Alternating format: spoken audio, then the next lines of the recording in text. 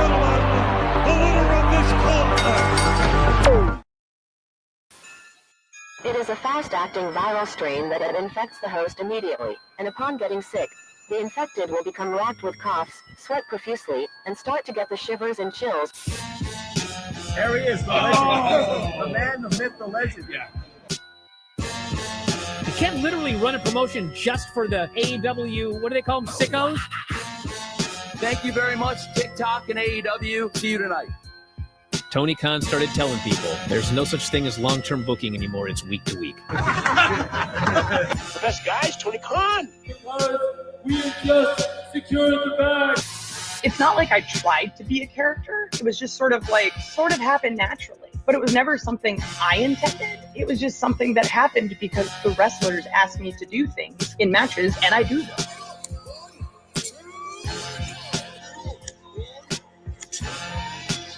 If you run a promotion just for the sickos, you're going to do 400,000 viewers eventually.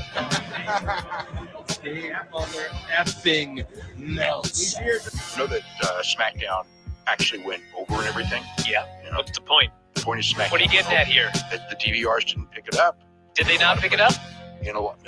Mine didn't. Let's get into everybody's favorite moment, and it is called Dave Meltzer's Dumb Moment of the Week. What would you like to listen to in your ears? I'd like to hear the flute. Well, if you'd like to flaunt your flute, then we can find you a flautist. We have just secured the bag. It doesn't help me. Okay, so complain, but I will complain. Let me have my misery. And when I heard that, I was like, what? Thank you, fuck you, bye. Boom.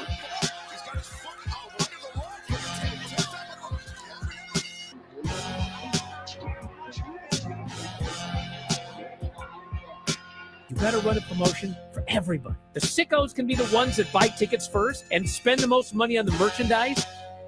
Because we have just secured the bag.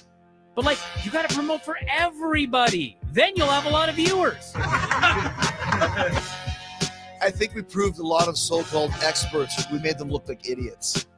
We're not going anywhere. Tony Khan's not going anywhere. You'll also be there on TNT. You'll be in 2 places at once. It'll be a lot like my favorite movie. Lifetime.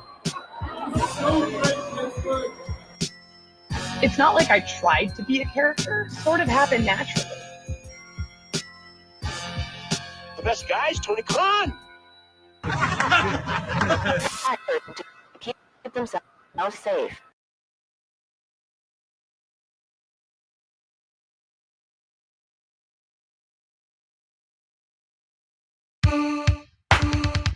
Yeah, it's B3CCA. It's Becca, bitch. B3CCA is the champion of AFA. B3CCA is the champion of AFA. Beating all these bitches and your dad is calling me his bae. B3CCA is the champion of AFA. B3CCA is the champion of AFA. B3CCA is the champion of AFA. Beating all these bitches and your dad is calling me his bae. B3CCA is the champion of AFA. She just likes to dance. I don't think that she can fight me. Get my heart rate up. I do that with your mom nightly. Sorry that I'm winning. I can beat your ass politely. Landing in LA and all the people say B3CCA is the champion of AFA. B3CCA is the champion of AFA. Beating all these bitches and your dad is calling me his bae. B3CCA is the champion of AFA. You don't know what I got. You don't know how to be this hot. B3CCA is the champion of AFA. B3CCA is the champion of AFA. Beating all these bitches and your dad is calling me his bae. B3CCA is the champion of AFA. You don't know what I got. You don't know how to be this hot. She just likes to dance. I don't think that she can fight me. Get my heart rate up, I do that with your mom nightly. Sorry that I'm winning, I can keep your ass politely. And in LA, and all the people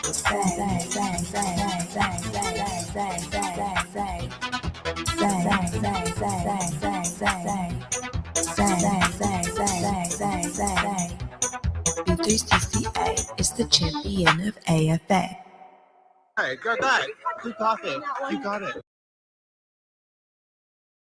Tell me how uncomfortable wrestling boots are, truly. Well, mine are tailor-made for my foot. Yeah, but you wore shitty boots over the years for sure. Yeah, when I started, I borrowed someone's boots that were a size too small, and that kind of sucked. And wrestling boots are $400. Again, I was making $20. Are they really $400? I think they're up more now. How often do you have to change them? So I'm a weirdo, though, because I've kept the same design for my boots for my entire career. You've never changed your design? Yeah, I don't know why. Is it laziness or is it content with it? It's like this weird thing where I had them for like probably 12 years. I've had maybe 3 sets of boots. Each set lasts me about 4 or 5 years. And then at a certain point, I was like, wow, I've been wearing these boots for 10 or 12 years. I'm like, I think I'll just wear them my entire career. That was, you made the decision. But like, I also wore like tights my whole career. And then maybe 3 years ago, I started wearing like pants, not just the, spandex tights. So that changed. And I thought, well, if I'm changing my look, I should change everything. But the boots stayed. And yet the boots remained. Yeah. So I don't know what that is. I don't know what sickness in my head is just like the boots. No, like that's the constant. Boring. Well, so how many high school boys does it take to change a light bulb? Want to light up your life? Yeah! Have those Slim Jim! Turn to the spice! Baby, do the taste!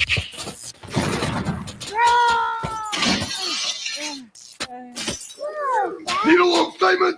Step into a Slim Jim! Are you afraid of flying? You know how I know this, right? What, that flight? Yeah, you that flight threw a giant drink all over me. I did not. Okay. I had limes. You love telling the story as if I threw a drink behind me and threw limes. As long as I'm distracted and, if you take it easy, I'm good. The old libations. Yeah, that'll get... Dogs gotta hunt. Oh. And there's a little brag. I didn't make a scene out of it like Drew McIntyre or anybody. Yeah, but I didn't get a sword. We love Drew, but he's linking it online. Yeah.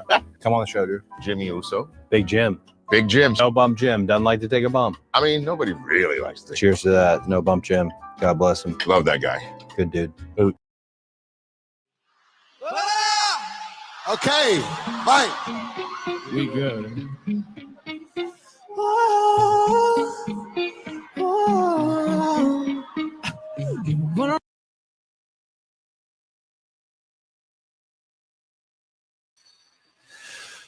Ooh, what's happening, guys? Welcome to another eclectic edition of PWT live show, Sicko Saturday night. Yeah.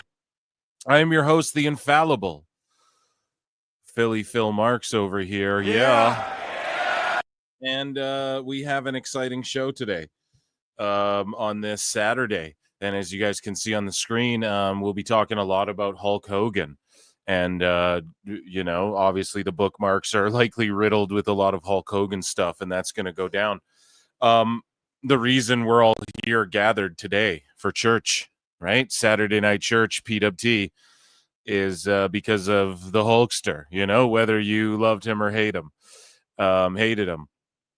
Again, I'm not gonna just to kick this show off. You can see in the title, Chelsea Green had to leave socials. We have Sicko segment. Don't worry.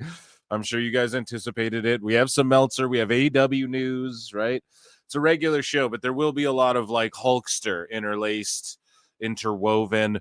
And I know people have grieved and all of that thus far. I'm not going to go on some epic rant. You guys listen to this show. You guys know I've caught heat for being a Hulkster, go under any of my videos where his name's in the title and go read the comments, So you guys know, the personal shit aside, I mean, I was a big Chris Benoit fan too. I won't lie about that, right? Like outside of the ring, hey, I can't control what happens there. I'm just talking about what my fandom is. So, Hulk, truly one of the greatest. It's still pretty surreal. I think it kind of sunk in today. And you guys know, if you listen to the show, my favorite match of all time, I think, in all of pro wrestling is Rock versus Hulkster, WrestleMania 18. So all the plugs and promos and goofy jokes and all of that aside, rest in peace, Hulkster. And the pro wrestling business, we wouldn't even be here talking about shit if it wasn't for Hulk, period. You know, some people might refute that, and that's fine. You know, that can be their opinion, but I just think we can look at metrics, right? We can look at trends and the way pro wrestling was headed until Hulkamania started running wild, brothers, right? So yeah, SmackDown was beautiful. They did the 10 bell salute. They gave a great tribute. The crowd was chanting for him. And yeah, that's all it needed to be. It didn't need to be, you know, it wasn't like an Eddie. He's an old timer in the business, you know, to a lot of people. It's like crazy he even made it this long in life, you know, and every day's a goddamn blessing. You know, Flair's still out there. So it is sad, and it came out of nowhere. He wasn't like active on the roster the way like Eddie Guerrero was, or like a Chris Benoit, where it just stops everything dead in its tracks, right? And I think they did it tastefully, and I'm not going to go like, again, everyone's had a spiel. There's nothing I can add to what everyone else has already said. Okay. And everyone's already made an AI picture of, right? It's the little kid with the Hulk doll and Hulk's walking off in the sunset. We felt that so many times, right? Especially in wrestling. So another one goes the greatest, right? It's him or Stone Cold or John Cena, right? That you could argue. I think we all agree on that. No, I put a poll in the chat. What is Hulk Hogan's greatest match of all time? Is it The Rock versus Hulk Hogan at WrestleMania 18? Is it Andre versus Hulk Hogan at WrestleMania 3? Is it Warrior versus Hulk Hogan at, what was that, 6? And then, or was it Kevin Nash versus Hollywood Hogan, Finger Poke of Doom? You guys vote in the poll. Round of applause for the Hulkster, brother. God damn, this one hits hard. This one hits really, really hard. And it's hard. It's hard to even look at the graphic. I know. Again, guys, like, I mean, I'm a 90s kid. His run for me was mostly my memories. He was a heel, and then he came back to WWE, Ruthless Aggression era. But as you guys know, if you listen to the show, I'm fortunate enough to where my grandfather taped everything, especially wrestling. And so I got to watch a lot of the stuff that came before my time, like most of the key stuff. And yeah, so I was very blessed, and Hulk was like my first favorite wrestler. You know, it was Hulk Hogan. So there you have it, if that explains anything. And I love Triple H as well. He was probably my second like main favorite. I liked him above Steve Austin and The Rock. You know, you look back and you're like, oh shit, Austin's the good. And don't get me wrong, there's moments where Austin would come out and it's just like to save the day, and you know, your head would explode. But I was always like a Triple H guy and a DX guy, you know. I was an NWO guy on the WCW side. So, yeah, shout out to Hulkster, man. R.I.P. And, yeah, guys, so this will also be a bit of a mess of a show because at some point, why is Chris Benoit trending? So I'm looking on X, he's trending right now. I don't know if that's a good thing. Why is he being drummed up? I don't know. So on X, bookmarking stuff into specific folders was not working for like a day. It was on and off to where you couldn't really use the feature. So I don't know what was going on with all of that.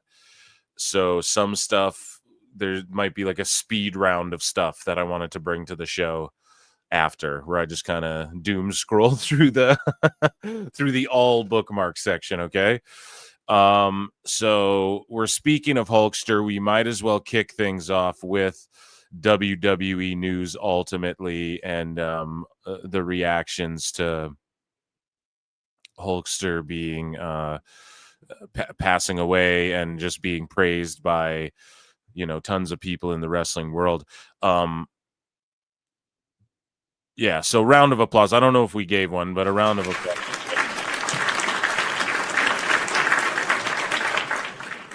So, guys, as people file in, youtube.com/@ProWrestleClips. I appreciate you guys. Consider hitting like one up for the Hulkster. You can hit dislike too. You can tell me fuck myself or let me know if I'm doing a good job. This is still going to be a fun show. I'm going to try and make it as fun as possible. We are going to read and watch some stuff that might be like, oh shit, you know, but yeah, we'll try and have fun with it. Let me check in with chat, and then we're going to just get right into WWE news, because I think that's the most important stuff to get to tonight. So George Capture for 5 says Hulk on Sports Illustrated and Hulk and Rocky 3 changed it all. Yeah, so was Hulk the first wrestler on an SI cover? Is that a thing? Remember when that mattered? Was Hulk Hogan the first wrestler? I mean, chat can probably just tell me the answer to that. So yeah, dude, and Rocky 3. I mean, come on, I love the Rocky films. I just rewatched them all, including the Creeds, like last year, I want to say. Plenty and Pixel Art's been a member for 11 months. Hated the man, but respect what he did for the business. R.I.P. Hogan.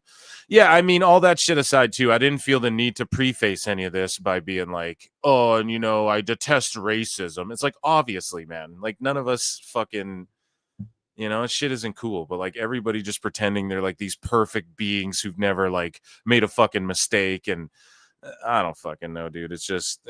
whatever. I'm not even gonna get into all that. Stupid. And I can't add anything to, like, my fandom goes so deep. There's people who are way bigger who, like, lived in the Hulkamania run, you know. I'm fortunate I got to see John Cena's and Roman Reigns's, and I love what Hulk did for the business and everything. He's my first favorite wrestler.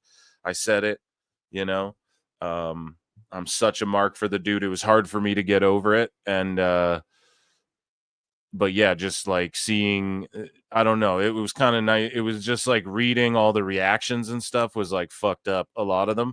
And then, but just from the wrestlers, notice how the wrestlers react, okay? And what they were saying was just sort of made it feel like sort of at ease and peace. And you see like Hacksaw Jim Duggan, and he's smiling, and you think about him and you're like, bro, how many people has he seen come and go? You know? And you see him smiling and what he has to say, and you're just like, okay, dude, like, it's tough, but we'll get through this one, you know? And yeah, it's just, I'm a wrestling fan, so I'm not talking about all this other shit. George Capture gifted 5 Pro Wrestle Clips memberships. Don DeMarco. So yeah, guys, you can become a member for 99 cents. You get access to my bonus show or whatever on Mondays. And other stuff like that. I have a Patreon and stuff. I don't really feel a good plug-in today, I'm perfectly honest. But yeah, support me. You can hit like or whatever, right? Appreciate you guys for tuning in tonight. So what is on? Is there a Collision on? Let's throw that. Was it on Thursday? I don't know. I'm hardly paying attention on that side of things. We're going to talk about Tony Khan a bit. You know, he caught heat for like not saying anything and stuff. So we're going to get into all that. But yeah, let's get into let's acknowledge here. I'll give an acknowledge. Acknowledge me. I will miss Hogan, still my favorite of all time. So not that same hate for Austin. IG bad words are worse than okay. No, I get it. Yeah, it's like we could, you know. Plenty and Pixel Art for 5. Much love, Phil. Apologies for how I stated that time and place. No, why are you apologizing? Don't ever apologize, dude. What the fuck? Right? No, don't apologize, bro. You're just saying what you want to say, man. It's what we're all should be free to do, right? 626 for 5 says, you're welcome, Cleveland. Thank you for the Logan chance. Got me. Bro, Logan Paul. Then when he came out, and that was the thing, too, is like Hulkwood is the ultimate, like, well, there's let the show go on, brother, for sure. And he just wanted there to be a good show. And Yeah, man, when Logan was like, "Oh, thank you, dude. I thought a minute ago you was all chanting, thank you, Logan." Oh, and the heat he got, boo. Fuck, that was just immediately. You're like, this guy's so good. Jelly Roll, too, was fire on the mic. What's going on? Like, he has so much conviction in the shit he's saying. And, like, I don't know, man. I was fucking with it, man. I really enjoyed that. I enjoyed SmackDown. By the time it ended, I was like, oh, no, that's it. I didn't think they'd end on the tag team division brawling.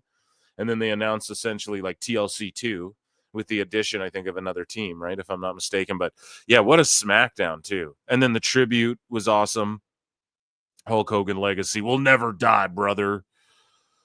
For 2.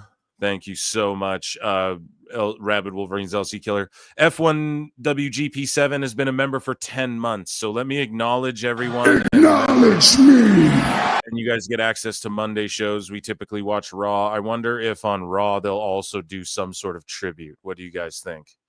What do you guys think? And vote in the poll. I'm curious. Like, to me, Hulk versus Rock 18, not just because it was in Toronto, but that was the greatest match of all time. I've always thought that ever since I was a young boy. So I don't know. For some people, it's Andre, though, when he slammed Andre. And even though it's like a work, oh, he didn't actually slam him the first time. Who gives a shit? Yeah, guess what? The Wyatt Six aren't really spooky demon guys either, right? It's about the show. It's all part of the show, baby. Right? Brady Mac for 5 says 33 million people watched Hogan Andre rematch in 88. Think about that. Think about that. People gathered around like, holy shit, it was a spectacle. Wrap your head around that for a sec. Yeah, it's hard to. It's hard to. It's like more people than are in Canada. That's like 3 countries worth of people, you know? It's fucking amazing. Thank you. And yes, I acknowledge me for your support. Hogan Slaughter was up there. Yeah, I had to put one funny one, so I put the finger poke at Doom. I know. I wanted to put Sheik on there. I wanted to put Slaughter on there. Trust me. I wanted to put Sting from Starrcade. Oh, come on, Eric. He wasn't tanned. You mean to tell me because he wasn't fucking tanned that you didn't book the goddamn match correctly? I'm just a mortgage guy. My favorite Hulk lie story is I worked 400 days in 1 year because flying to Japan, brother. Oh, man. I never got why people took his story seriously in the later years. Because, like, we got into this fucking weird fact check culture and shit where everybody has access to the internet, so everybody's like know-it-alls, even though he came from a day and age where like Steven Seagal lied about all his shit too, made a bunch of blockbuster movies. Like, this is what people did. There was no fucking internet. You just told lies and work stories and shit. That's what all these people did, bro, back then. So I mean, getting mad. I always find his stories funny. I caught heat for saying that like a year ago when he was on Joe Rogan. I covered it on the show. And I was like, look, man, his stories are funny. Like, they're just these old, I was in Pride in 1974, brother. Like, it's just such obscene bullshit. Yes, it's fucked. He lied about a dying kid in London or whatever. Okay. Like, all right.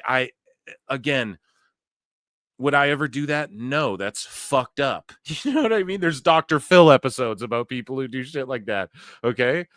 But he was just he was a carny fucking wrestler who that's what they all did. Like, they all just told fake fucking stories. I don't know, man.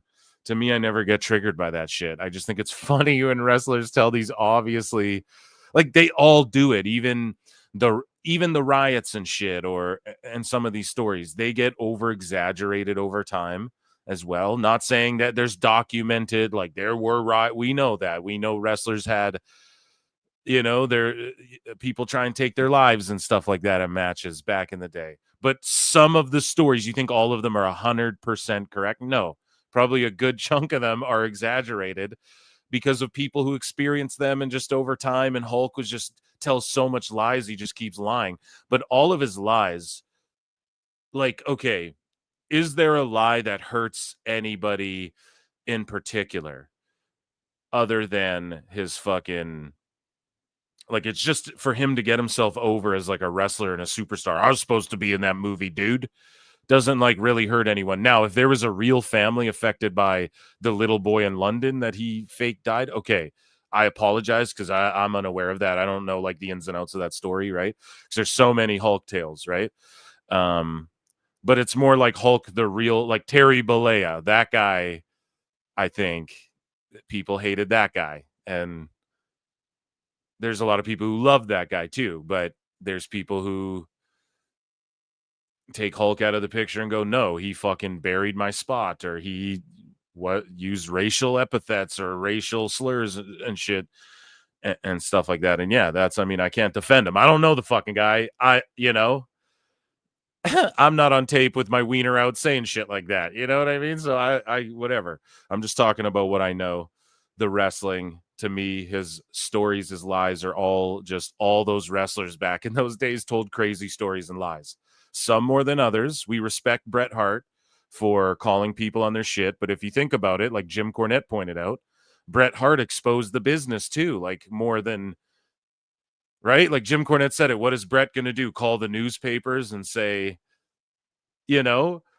fucking they screwed me out of my fake title?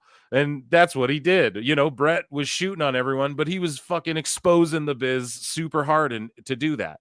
Okay.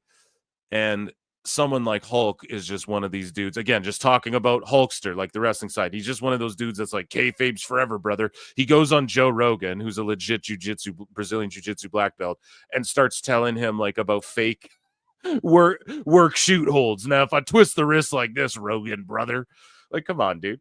Who are you fooling? You're talking to a fucking guy who speaks to world-class fighters all the time and shit, so it's just funny.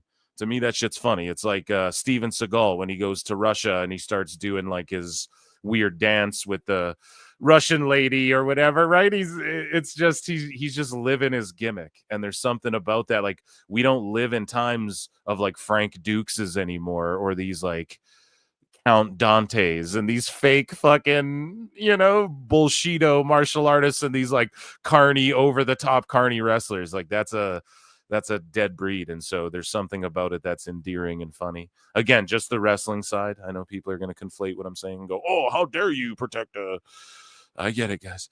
626 for 5. We're going to get into news. Sorry, we had to give Hulk his due, right? I got spanked for calling a 900 number to find out if Hulk won at WrestleMania 3, and it was worth it. Dude, you got spanked. I don't agree, like, by your parents for calling the number. That's so funny. I don't agree with him out of the ring, but he's goated in. Yeah, exactly. I'm a mark for, like, Ichiban Hulk Hogan, too, because it was, like, the thing that I didn't get to see, really.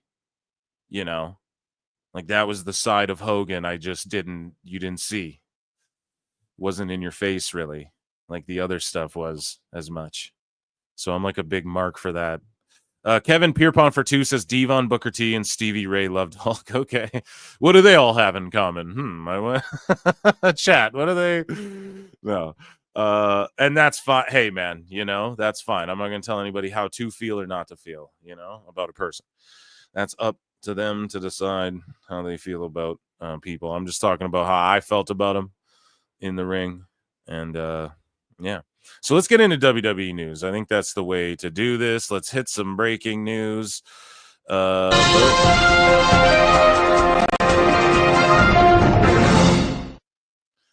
yeah, Hulk Hogan had a massive cardiac arrest. He was rushed to a local hospital. And then we have wrestlers, sending their condolences. Here's Titus O'Neil, who remembers Hulk Hogan. He went on some program, and we'll have a few of these here.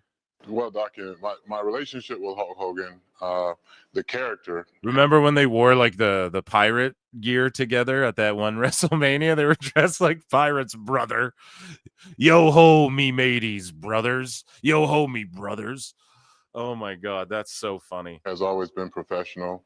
And, for years, as a kid, much like many others around the globe, I was a Hulk Hogan fan. As I got older, obviously so finding out Terry Bollea, the man, there were some differences of opinions and some differences in moral fibers between us too, but it never stopped me from really idolizing what he set the table for me and many other WWE superstars to do, which is to perform on the grandest stage of them all. And I had the opportunity of a lifetime professionally to host WrestleMania with him here in our hometown of Tampa. And it was an amazing experience that I'll never forget. And, that's the best picture right there. Out of respect for the family and the fans, many of them that are grieving today, it's not about my personal relationship with him. It's really more so about my professional. Racist comments he had made. He was reinstated a few years later. As a person of color, how did that oh my God, I hate when the news does this shit. Impact you, and what did you think of all that? To me, it wasn't necessarily about how I felt. It was really more so about what was the actual remorse for the comment. Oh, it's well documented. It was a statement put out by me and many other superstars as well in regards to our feelings on it. As a person of color that has what I feel like has contributed to the sports and entertainment business within WWE in a positive manner. For me, it is always going to be about people and giving people the opportunity to be the best versions of themselves. We'll apologize and then we'll fall on deaf ears regardless. And then some people will apologize and it will be the welcoming system back to them kind of getting back into good graces with folks for them to be remembered for who they are. I'll say this, side note, I want to see Titus back on commentary. You guys remember when he came and did commentary like not that long ago? I want to say a year, maybe more, maybe less than that. It's all blurred together at this point. But when he was on commentary, he was getting turned up, man, and that was such a fun time. And I don't know, I like his vibe.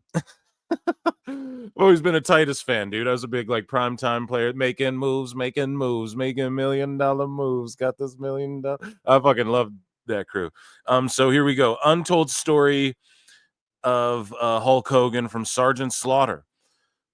A presentation of, so what is this? Pro Wrestling Nation 24/7. Oh, I'm like, how long is this hashtag? Presentation of Remembering Hulk Hogan, hosted by David LaGreca. So let's hear what Slaughter, he tells a story. Shout out Busted Open, Sirius, Pro Wrestling Nation, LaGreca, Slaughter, everyone. I got a call from Vince McMahon, and he said, Sergeant, I got an idea. I see your contract with Hasbro is almost up.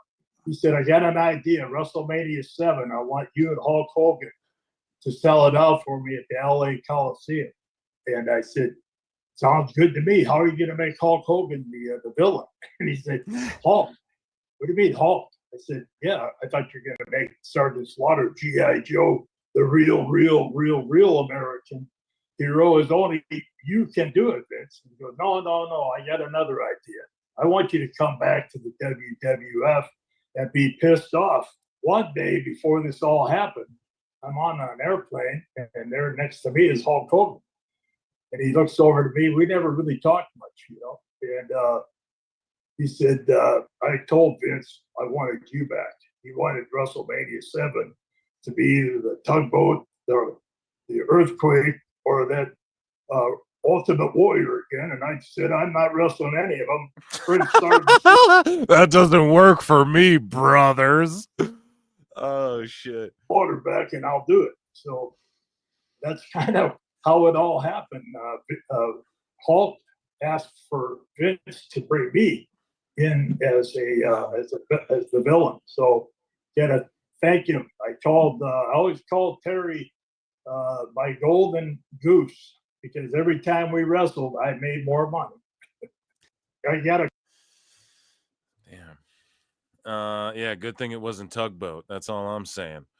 So WWE is saddened to learn WWE Hall of Famer Hulk Hogan has passed away. One of pop culture's most recognizable figures, Hogan helped WWE achieve global recognition in the 80s. WWE extends its condolences to Hogan's family, friends, and fans. And yeah, Ric Flair, he broke down on TMZ.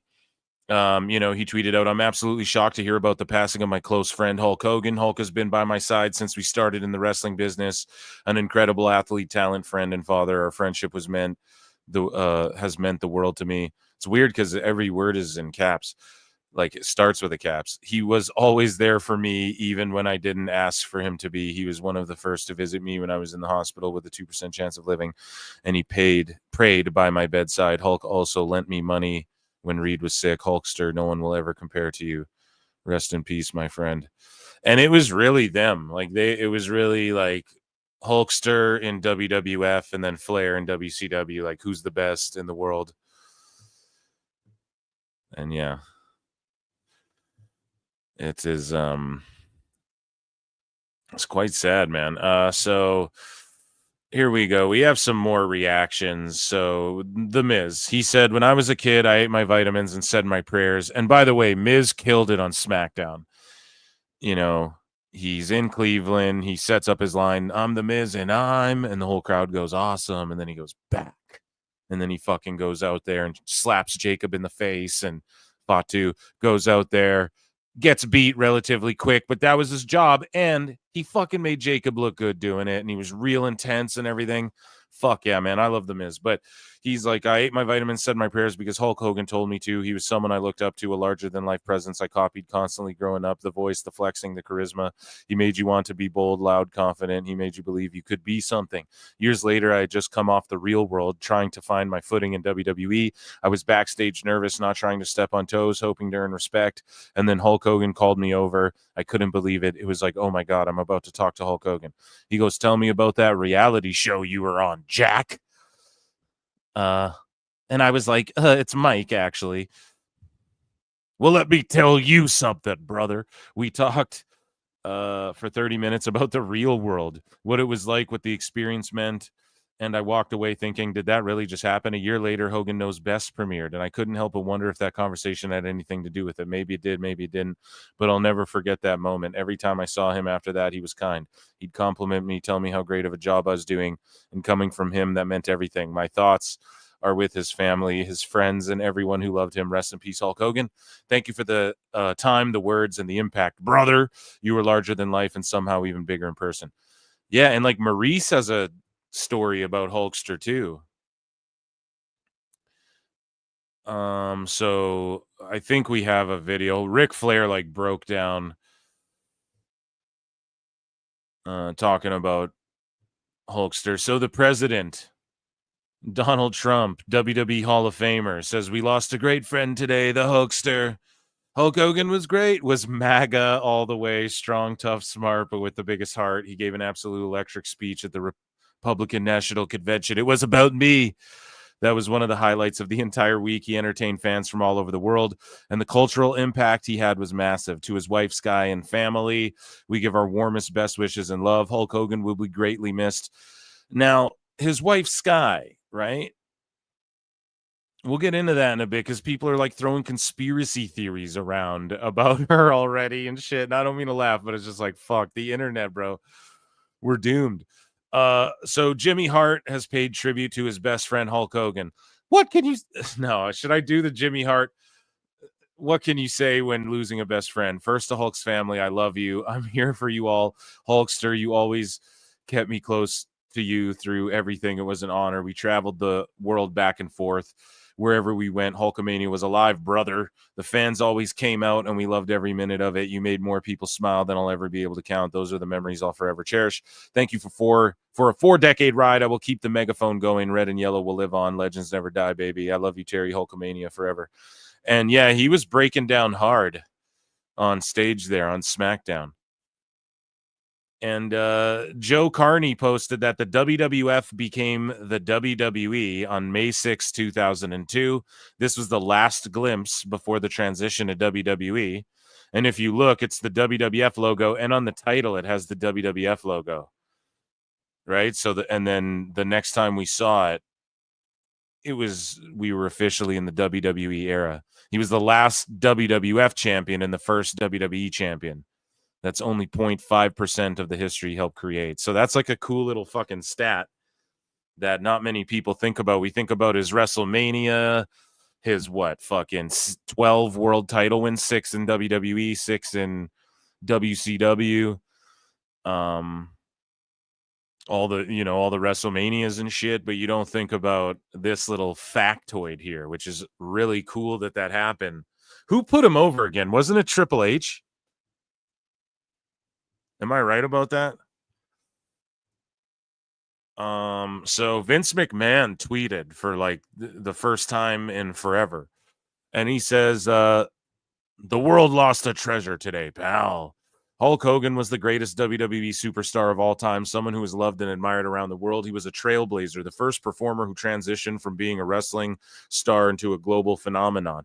His grit, something like a phenomenon. His grit and unbridled thirst for success were unparalleled and made him the consummate performer. He gave everything he had to the audience, whom he appreciated, respected, and loved. He leaves us with one of his favorite expressions. Train, take your vitamins, dude, and say your prayers, brothers. Today we pray for him. Yeah, it's crazy to hear from Vince, too. So people pulled up to his beach restaurant, and this dude was playing the bagpipes. Now, here's the thing. Wasn't he like a big Irish? Like, wasn't the original Hulk Hogan thing is like he's an Irishman or something as well? So you got to think, like, there's people alive. This guy's bagpiping it up for him, which is cool to see as well, you know?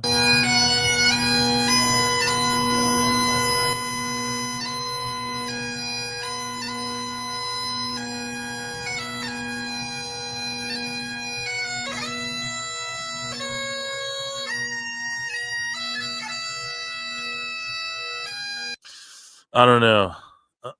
I'm not a big bagpipe guy myself, but hey, it's good to see them out there playing those. Am I right about that, Chet? It's like I'm Irish, brother, or Scottish, brother. What was he?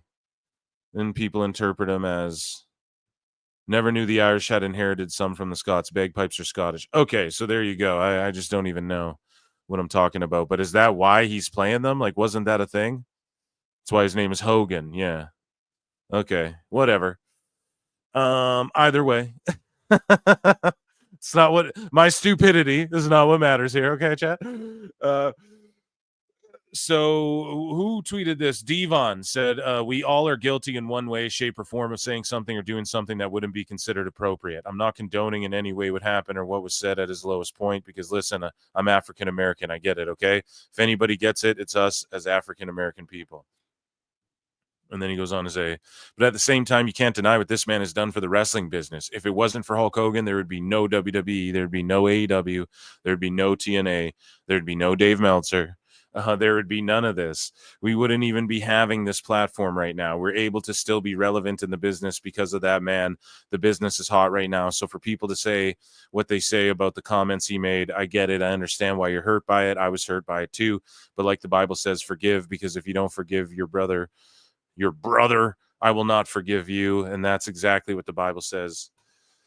Fucking dropping bars is Devon Dudley. Here's Ric Flair on TMZ. Or they don't ever know. People always wanted to paint us as enemies, but we were actually very, very close friends. And we kept it up with each other on a regular basis. So I just talked to Jimmy Hart yesterday, and he was fine. To have this happen is just horrible. How did you get the news? I'm so sorry, Rick. I am so sorry. Oh, I've gotten it from everybody, man. Won't stop. We had magic. I mean, it wasn't like me and Steamboat, but we had. Or they don't ever know. Oh, why'd they cut that off? I wanted to hear him compare it. Because, like, yeah, that's the one big fumble, I think, on Vince's part, is he just never did Hogan Flair properly, you know?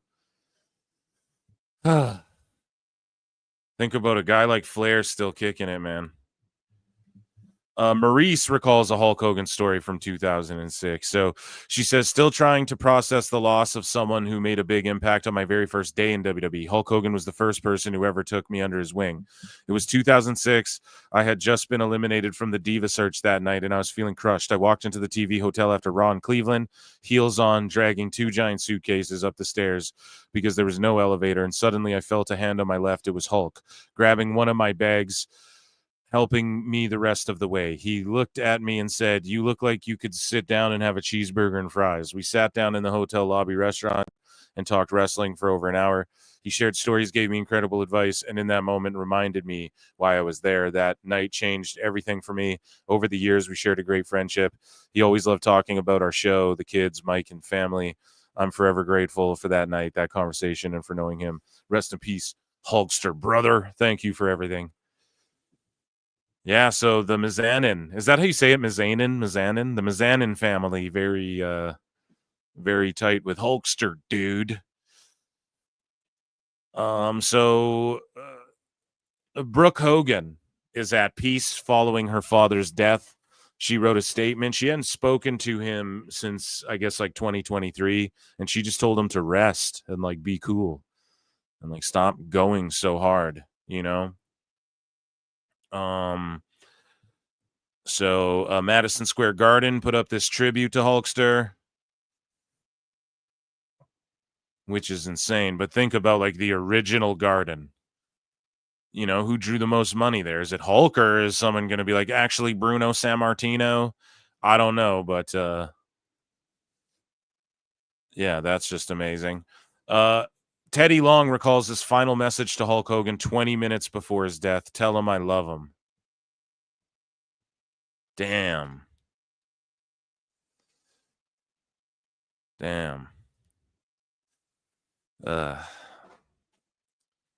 Steve Austin had this to say. So, you know, it's Stone Cold, Hulk Hogan, and John Cena. Those are the 3 biggest draws ever in wrestling, right? They have to be. Like, as far as merchandise sales and all the works, right? Like, it has to be those 3. Like the complete everything, megastar, all that stuff. They have to be the top 3. So Steve Austin had this to say. Hulk Hogan was born to be a professional wrestler, larger than life, charisma for days. He was in a stratosphere all on his own. His contributions are immense, kid. His influence will be forever. What? Hulkamania lives on. What? My condolences to his family and loved ones. Yeah, dude, legends never die, man. So Mark Henry said, Hogan's place on Mount Rushmore, I think, is concrete. I've never heard somebody say, oh, yeah, my Mount Rushmore, and Hogan wasn't on it.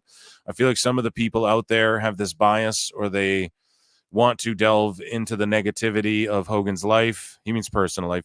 Not going to do it, guys. It's a celebration of his life and what he gave to the sport. Hogan gave probably the most important thing that any wrestler can give to our sport and to our business. He made it better. He made the whole world know about the sport that particularly didn't even watch wrestling. That's the mark of somebody that I feel like is a great beacon and a great stalwart for our industry. Hell yeah. It's the world's strongest man right there. And that's a shoot, brother. Here's Michael Cole on SportsCenter talking about the legacy of Hulk Hogan. Let's take a listen. Almost half a century. What did Hulk Hogan mean to the world of sports entertainment at large? Well, Elle, you and I were talking before we came on the air. This has been a rough week for those of us who came of age in the 80s. Malcolm Jamal Warner, of course, Ozzy Osbourne, and today, Hulk Hogan. Hulk Hogan and Vince McMahon created sports entertainment. There's a reason that Netflix and Peacock and USA Network are bringing our shows on a weekly basis because of what they created back in the 1980s, taking this small regional promotion and turning it into this global juggernaut. There are millions and millions. And millions. Loved how Hulkster hit the ropes. I always thought he hit them like way cooler than anyone, you know, with force and shit. The 24-inch pythons. They even put like his motion in the games because it's like different. You know, the way he'd hit him was different. The great shape, preaching to the. I always love that too when I love the finish to the Sheik match. Like, he's in the clutch, he stands up out of it, because, like, in context at the time, you know, it's like, I always say this on the show, you know, one of the scariest movies of all time in history is Alien, and I get that people would be like, oh, come on now, Phil, that's not very fair. I get, like, millennials and shit would be like, oh, Alien's not even that scary. But no, at the time when that came out, it fucking blew people's minds. They didn't see shit like that. You know, The Exorcist, yeah, you can watch it now because every movie's like crazy CGI, gore-tastic. You know, they can put whatever in any of these movies now. But back then, it's like the reason that's one of the scariest movies of all time is because, like, without that fucking movie, there's not all these other movies. You know, that it set the bar.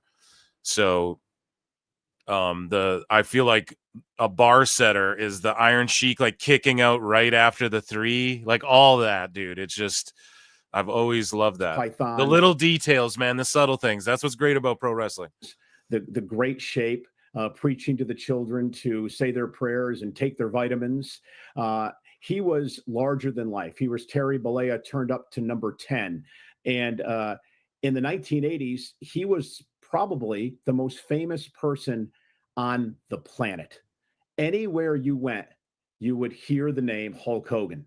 He hosted Saturday Night Live. He, of course, main evented WrestleManias, as you mentioned before, Grammy Awards. He was part of television shows and feature films.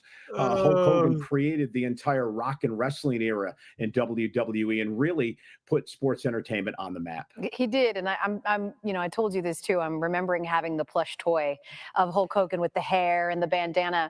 And you mentioned larger than life. I think one of the most iconic Hulk Hogan moments was at WrestleMania 3. He body slams Andre the Giant.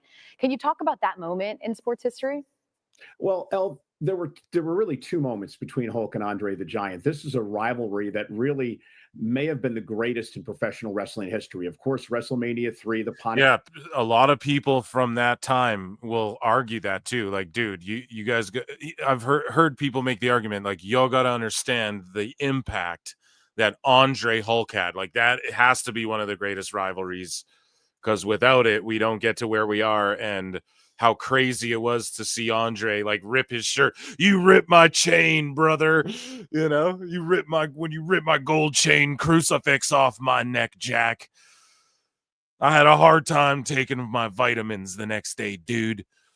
So people will argue that. A lot of us are like, oh, Rock Austin and stuff like that. But it's like, we don't even get there without gigantic.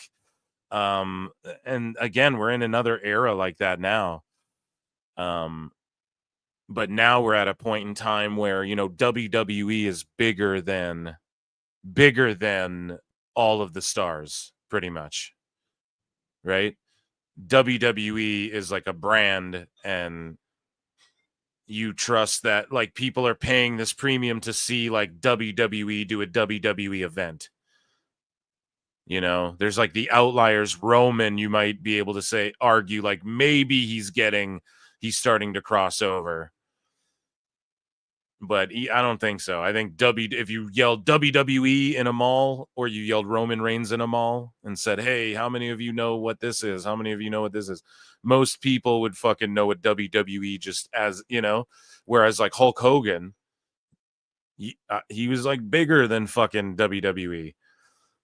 Like, Vince really reeled it in, and he worked with Vince, but, you know, he was becoming bigger was bigger in a lot of ways as well. So it's just crazy, man. It's nuts. Like, to think, I don't know. To me, like, when you watch a match like The Rock versus Hogan, to me, it's like crazy to me that people don't see that as one of the best matches ever at Mania 18, right? Like, they could have just went in there and like high-fived, and the crowd would have fucking erupted. They didn't have to do anything. And that's like, imagine you're so over. And I don't fucking know. It's just the beauty of what you do, of the whole art of like what they do, rather. You do what Hogan did, or what Michael Cole does, or Andre, what you do in the pro wrestling business, you know? It's just working people into like having the best time of their fucking lives. So he did it in like the biggest era where it was shit's on MTV and stuff. Like when that People don't understand the magnitude of what MTV was back then and shit, you know, compared to like now. There's no equivalent to it because people just find content in their niche little pockets now, you know. 500-pound Andre the Giant. Whereas someone pointed it out earlier, 33.3 million Illuminati or whatever, right? Tuned in to see fucking Hogan Andre. Like, that's crazy. People don't gather for shit like that anymore, unless it's maybe like the Super Bowl. But even then, you can watch it on streaming, brother. Coming to Netflix soon, dude. He did the greatest WrestleMania match in history because of the story that was told. 2002, Skydome, Toronto, WrestleMania 18. It was Hogan versus The Rock, 68,000. This is the thing with this match, too. It's the greatest look at the crowd back and forth ever. Like, wrestlers try and recreate this shit once a week, I feel like. Okay, where two guys go face to face, then they look at both sides of the crowd. They do it once every Royal Rumble. Now, this was the greatest one. Like, some of these wrestlers, I don't know what it is. Their timing's off. They're just going through the motions and they're not living in the moment.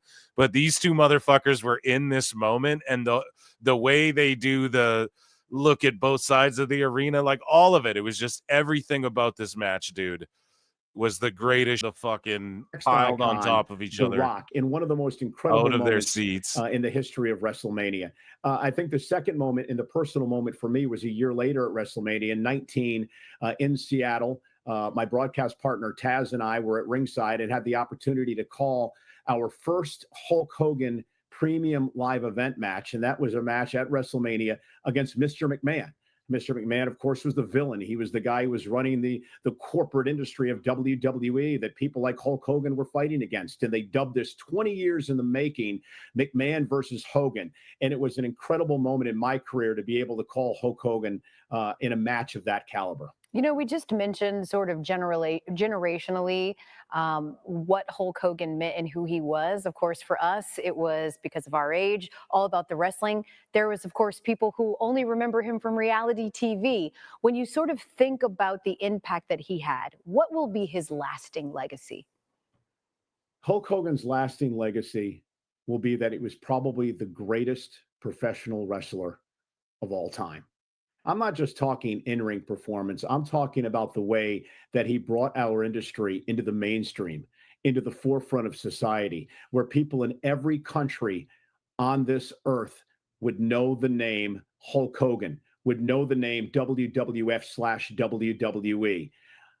What are you going to had a lot of detractors? He was very controversial. And he used to go, when I put the squeeze on him, brother, because he used to do like the torture rack, but what is that move called? I guess that's like a Canadian backbreaker, right? Where you power him up and then you don't have him in a torture rack, but you have him over one shoulder and you're like bear hugging him, or you do the bear hug, right? And he'd be like, when these arms put the squeeze on you, dude. That was funny too. That was his thing for a while. And the leg drop was just like a move he did. You know, and thank God whoever told him, dude, that should be your finish. But it did fuck his back and hips up and stuff. So maybe not. But at the same time, that's how he made his goddamn money. That move is so iconic, you know? Controversial, obviously, toward the end of his career. But no matter what you think about Hulk Hogan, his legacy as a professional wrestler will probably be the greatest of all time. Thank you. Yeah, that's absolutely right. Shout out to Michael Cole there. Here is what DDP had to say about the Hulkster. Chat, we're diving in deep with the Hulkster stuff I'm here. fed up because these guys are never going to give me an opportunity. And I'm going to see if he can get me tried. I'm going to ask for my release. And he said, before you do that, he goes, let me tell you something. Let me tell you something, dude. Let me tell you something, Diamond Dallas. Doing, keep doing it. Because it's not today or next year or the year after. He goes, but somewhere down the line, I honestly believe that you could draw huge money with me. And he walked away. And all I could think about was like, did Hulk Hogan just tell me he watched my matches? And one of the things that I strongly believe at my core, you know, a lot of people believe it's all about who you know or who knows you. But what it's really about is who's willing to say they know you. Yeah, that's what it is. Who's willing to pick up the phone and make a call for you and put their name on the line for you. And I went to go up the stairs to get on the bus, and I hear Diamond. I walk downstairs into the room, his locker room, and Bischoff's with him. And he says to Eric, you need to do something with him because I feel down the line, he could draw huge money with me. And now my fucking jaws dropped, right? And it was Hulk. Like, you guys have heard me say this before. This is my quote. Never.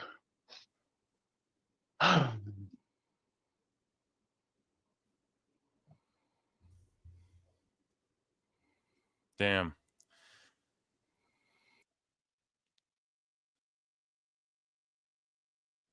Never underestimate the power someone gives you by believing in you. Damn. It's hard to see your heroes like get all emotional and shit, you know? Let's see here. I'm gonna check in with chat. I just want to you know, The Rock posted a lengthy goodbye, and basically he tells the story, you know, to the millions of little kids, to millions of little kids. You were a hero, you know, at MSG. You kept your word with a handshake. Thanks, kid. To a 12-year-old little boy 17 years later, and I'm wrestling you at WrestleMania, you know. You may have passed the torch to me that night, but my friend, you drew the house, meaning you sold out every arena and stadium across the country in your prime as Hulk Hogan. From deep in my bones and on behalf of this wild and crazy world of professional wrestling, I say to you, then, now, and forever, thank you for the house, brother. Yeah, a lot of wrestlers are just like, thank you for the house, Hulk. And yeah.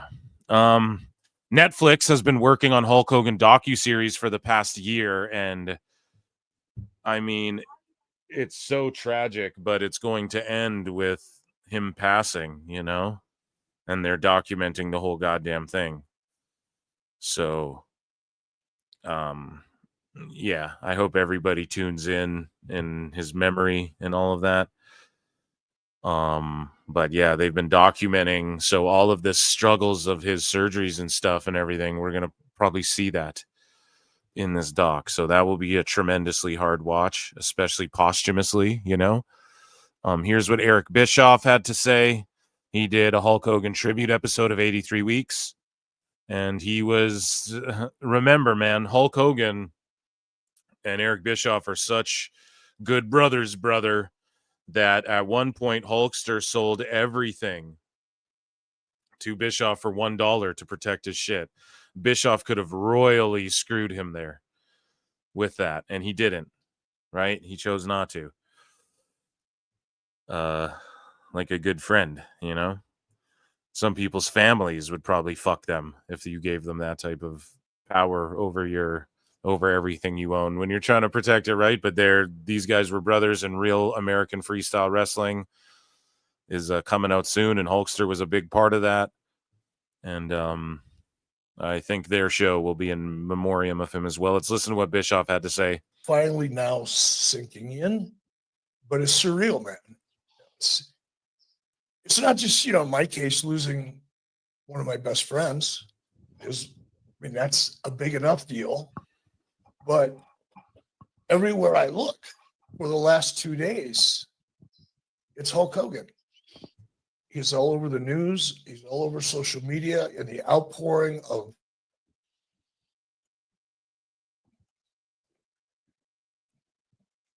good stuff makes me smile.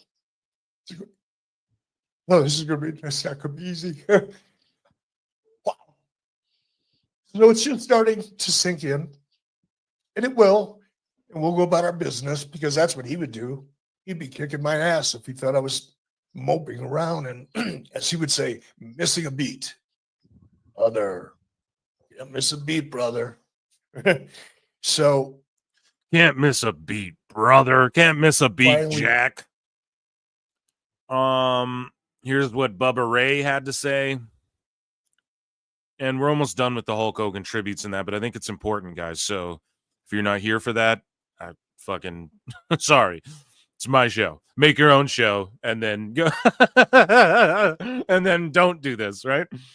We lost the biggest name in professional wrestling.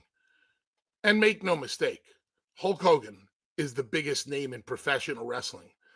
Hulk Hogan is the be-all and end-all when it comes to this business. Without Hulk, all of this stuff does not go on. This business doesn't boom the way it did and continues to do. Without Hulk Hogan, there is no match against The Rock for the greatest of all time. There is no house. There's no house in the Garden. There's no house in Toronto at the Superdome or whatever. At the Superdome, Jack. There's no house in Sheboygan, Duluth, Des Moines, Bangor, and Bakersfield. Hulk Hogan will always be responsible for the house. And in this case, the house is in the entire professional wrestling business. Hell yeah. And let's see here. Yeah, so that, ladies and gentlemen, was the first. That was a Remembering Hulk Hogan segment here on PWT. Round of applause. I'm going to check in with chat. 626 for 5 says Hulk gave tons of money to charities. Oh, noes. He got drunk and said the N-word. People virtue signal like it's their job. Maybe they should get one. Hey, man, you're entitled to your opinion. You know, I just maintain in the camp, like, I'm not going to tell anyone how to feel good or bad or indifferent about it. I'm just going to tell you from my perspective and share people, like, remembering the guy for his contributions to wrestling, you know? Yeah, so if he donated to charities, I'm sure he did. Didn't he do like a bunch of Make-A-Wishes and stuff too? Yeah, so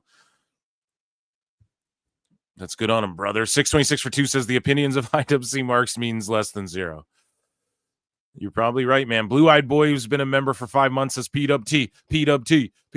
Yeah, hell yeah, dude.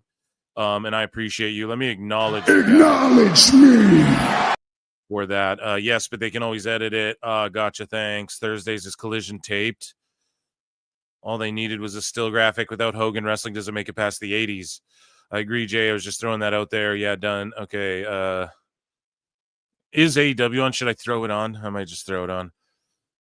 AEW did not put a graphic of Hulk Hogan before Collision. Yeah, we'll talk about that in a bit here. We will definitely talk about that.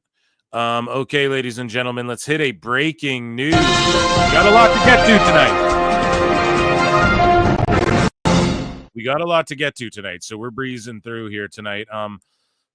Per bodyslam.net, WWE is not interested in bringing Paige back, and there have been no discussions about her return. In fact, there were absolutely no plans for her to appear at this month's Evolution PLE. Craziness. I didn't think that there was plans for her at the PLE. I don't know why people just sort of made that up, but whether or not there's discussions with WWE, I mean, how would anyone truly know who she's texted or phoned or who she's ran into at an airport or something? Like, we are at a con. We fucking Tony Khan. We don't know. So I would just say, that The Rock would love to have her in WWE. Still, let's put it that way. Right? She was in that whole fight. They made a whole movie about her life, and The Rock, was in charge of that. And they got Florence Pugh to fucking play her. And, so her, Zelina Vega, AJ Lee, I think they're all open door policy with WWE, but it's just like, where does it make sense? What role is she wants to wrestle again? We don't really see you wrestling. So what are you going to do? GM of Evolve, we got someone to do that, So here's Matt Morgan, friend of the show. And he says, here's my hot take on how excellent Steph Vaquer always has been. So here's Matt Morgan's hot take with Raj Geary and Jack Farmer here. Jumping Jack Farmer. I'm going full force on podcast heat, massive heat. And here's his thoughts on Steph, who I just think is one of the best in the world. laying her claim to that. She has some more legacy to build before you can fully say that. But just as far as like in-ring talent and like understanding how to get over and get her shit over, it's like she's one of the top for me right now. The perversion of Booker's comments on it, like it takes away from how freaking talented she is, and he just gets a what for her move that she does, right, with her legs driving the dude. Like, that's a move many female and male talents have done over the years, including Tajiri. I didn't hear him talking like that when they were doing it, but he is with her. In respect, that's his game if that's what he's doing. But it takes away from her, and it minimizes a very, very excellent female wrestler that she has what the kids call aura in flipping spades. She doesn't have to talk in the microphone, even though she can hold her own. She doesn't have to. Her facial expression. Yeah, I agree with Morgan on the like for the most part. However, like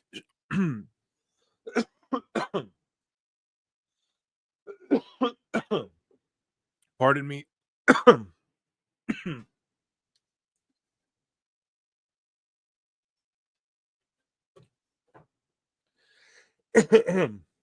I swallowed water down the wrong pipe. I know you guys have done that too. Oh my God, I'm dying. I'm drowning. Send help. Send a life jacket. Oh my God.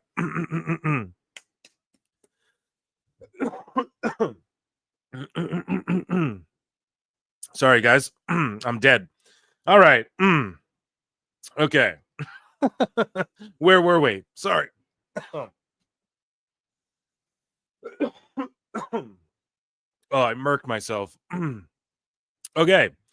I'm an infant and don't know how to drink water. So, sorry about that, guys. Jesus Christ.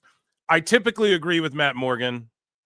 I think she has leaned into that aspect of it, though, the whole part. And so I think it doesn't diminish it in any way. If she was trying to escape that and people kept doing it, then maybe. So I disagree with him on that aspect of it. But yes, his analysis of her work, I think, is spot on. And I'll try not to die in between pauses here, chat. She can hold her own. She doesn't have to. Her facial expressions. Go back and watch this match right here. The main event match. Go back and watch it. Tell me between her and... Swallowed down the wrong pipe? What is that? Doing what? Io Sky, besides Io Sky doing this at her crescendo of her high spot she hit. Besides that, tell me between those two talents who non-verbally got more over in that match tonight. Without question, it's Stephanie Vaquer. Yeah, I just think they're too. Io makes everyone look like $1 billion too. Roxanne, and then Stephanie makes everyone look like $1 million. Roxanne speaks on recent online threats made towards her. She says, I always heard about these stories, but I never really expected them to happen, especially so soon. The situations like that can be very scary. And I think that people should take these things seriously. And I think that people should be very careful with what they post online because you don't know how it can affect other people. WWE does a great job at protecting us. And regardless of whatever's posted online or whatever threats happened online, WWE has the best security in the world. So yeah, I feel very safe with the WWE. Well, not if you watch the shows every week there, Roxanne. These securities look like a bunch of J-Brones. It's like my friends at the pub and I could wipe out some of these jobbers. No. Obviously, the real life securities. WWE Late Night featuring comedian Tony Hinchcliffe during SummerSlam weekend has been canceled. One source at the venue said that the event was canceled by WWE and that ticket sales for the event had been light, according to PW Insider. So here's the thing. I've said it before. These roasts and these sorts of like Tony Hinchcliffe, WWE Late Night, we're going to roast, we're going to tell dirty jokes, and it's going to be awesome for the adults. You need to televise it or it's not worth it. It's just literally not worth it to anybody. You need to at least film that shit and air it on Netflix or something. Nobody wants to go to one of these roasts unless it's like a roast battle, but even those all get uploaded, you know? So people don't want to go to these shits if it's not like an affair of... Like if you guys listen to the audio for the roast, the WrestleMania roast, it's there's like a lot of wrestling marks in the crowd, obviously. And a lot of them are like doing the wrestling chants and shit. It's not like a typical comedy crowd. So unless this thing's on TV, you're just going to attract like sickos and wackos, you know, who want to see the wrestlers do shit. Otherwise, it's just not worth it. If I was them, I'd just do it. I'd do it on TV or just not at all, you know? Moving along here. So per Fightful, Karrion Kross has told multiple wrestlers that neither he nor Scarlett have signed new deals with WWE, and they haven't even been offered new contracts. His current deal is set to expire in August. Yeah, so I think it's safe to say that he'll stick around with the company. So they're saying his deal's set to expire next month. Yeah, so coming right up.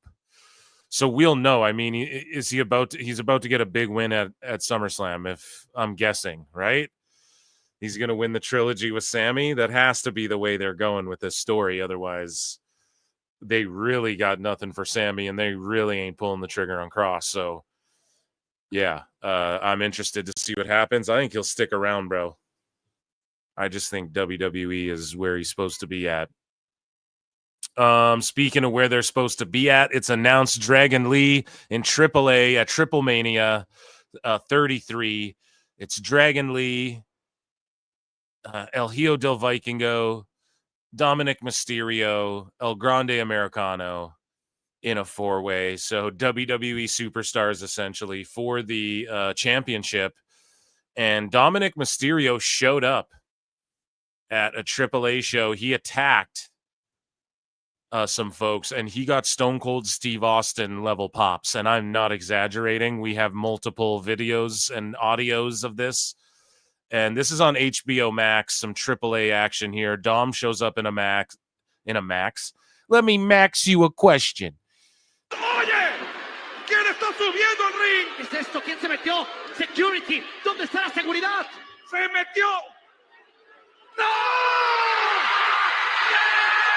¡Dominic Mysterio! ¡Dominic! ¡El campeón intercontinental! ¡Ya golpeó a Dragon Lee! ¡No! ¡Qué momento! ¡Gracias, lucha libre! ¡Gracias, Triple A! Listen to that heat. And this doesn't do it justice. I'm going to play you another clip. ¿Qué está pasando? ¿Quién el mega But even this does do it justice, but like, trust me. campeonato en mano? Pues creo que uno más se quiere sumar a esta fiesta. No lo puedo creer. ¿Qué está pasando esta noche? When's Triple Mania? Should we do a PWT stream for Triple Mania? Get me the date on that, and then I'll figure out if we'll do a stream for that shit. Because come on now. Look at that four-way match for the title. I'm here for that. Eric? Está mal. Vamos, está mal. Se va a ver frente a frente. Tiene el titán. Bajaron al hijo del vikingo. ¿Será que en Triple Manía puede pasar esto? Vamos a escuchar a Dom. And El Grande getting big pops as well. He's a German dude playing a American dude playing a Spanish dude who does. Also at AAA, Alberto Del Rio has been forced to leave AAA after losing to El Messias tonight. He is gone. He's done. And even though they kind of got a babyface run out of him, like in the end there, not even a run, I guess, like an event, a month's worth of shit out of it. I just think he'll be behind the scenes. He'll just work as a producer. He won't be on TV. And then he'll probably take bookings elsewhere, like just random, wherever he can get booked, you know? And I don't think that'll be too big of a problem for him, especially in Mexico. And I could even see them doing, or maybe not, because I totally see them taking this AAA shit and doing like a weekly YouTube show and airing it on the WWE channels. Why wouldn't you do that? And then if they don't want Alberto a part of that, then there you go. So El Grande Americano, he got the entire crowd singing with him. Of course, this is Ludwig speaking in Spanish to the Mexican masses here, and they are eating this shit up. He's really embraced the El Grande thing as well. We're not trying to work ourselves into a work shoot here, brother, but just being real about it. Him and Gable, like, are we gonna get? So is this what we're gonna get eventually? Gable versus Ludwig, Grande versus Grande, like Grande Dos, mask versus mask. Like, how funny would that be? How good would that be? And like, it almost doesn't matter who loses, kind of, because or is there like two El Grandes team up? I want to see two El Grandes fight, man. Yo soy mexicano. Amo México. Amo los mexicanos. Mi color es verde, blanco, rojo. ¡Viva México, güey!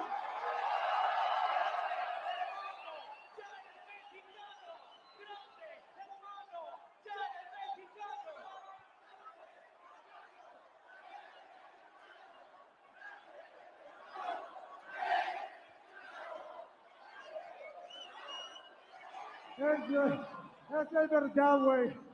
Yo soy mexicano. Chingonas y chingones.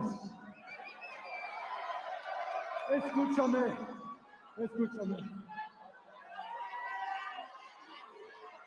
De la Sierra Morena, cielito lindo, de bajando. Un patriótico negros, de contrabando. Ay, ay, ay, canta y llore, porque cantando se hace y corriendo los corazones.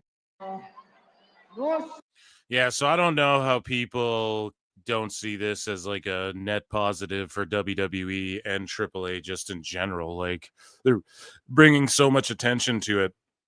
Speaking of attention to it, AAA World Tag Team Champions Los Garzas throw down an open challenge for any team to challenge them next week on SmackDown for their titles. So I don't even know if I want to play this. I'll probably get sniped up, but we're going to defend the AAA World Tag Team titles on SmackDown next week, which is kind of wild if you think about it. Like, what timeline do we live in where this is happening? I'm marking out for this shit hard. And yeah, this will be cool. And they're taking the time to promote it enough, I guess. It would be cool. Like, it's very AEW of them, and I just hope that whatever team shows up, it's just like some AAA guys and they squash them type shit. Well, what does that do for the partnership, Brian? Well, you got El Grande and Dominic, and they're going viral and all this shit. Like, it's an even exchange, and these titles get showcased on TV, and it helps. Like, if the approach is, hey, we own AAA and we work with TNA or whatever the fuck, then okay. So far I'm just seeing them elevate TNA and elevate AAA to where more people are talking about it. I don't think like AEW working with New Japan got more people talking about New Japan, right? Or like Tony Khan buying ROH were more people talking about it. I really don't think. Maybe like in that instance, but it's about the same, if not less, right? Like ROH, I've always had this saying, I've said it a billion times. You guys are probably going to mock me. It's like Joe Rogan bringing up wolves on his fucking podcast, okay? But I've always said it. Like, if 1 million people were going to watch Ring of Honor, they would have fucking watched Ring of Honor already. There's nothing you can do to it to, unless it gets revitalized like TNA did, but I just don't ever see that happening. So I don't know. I think it's a net positive working with AAA and TNA and all these other companies. So El Grande Americano is, he's just meeting with all the fans like after as well. There's people going nuts for him, singing with him and to him.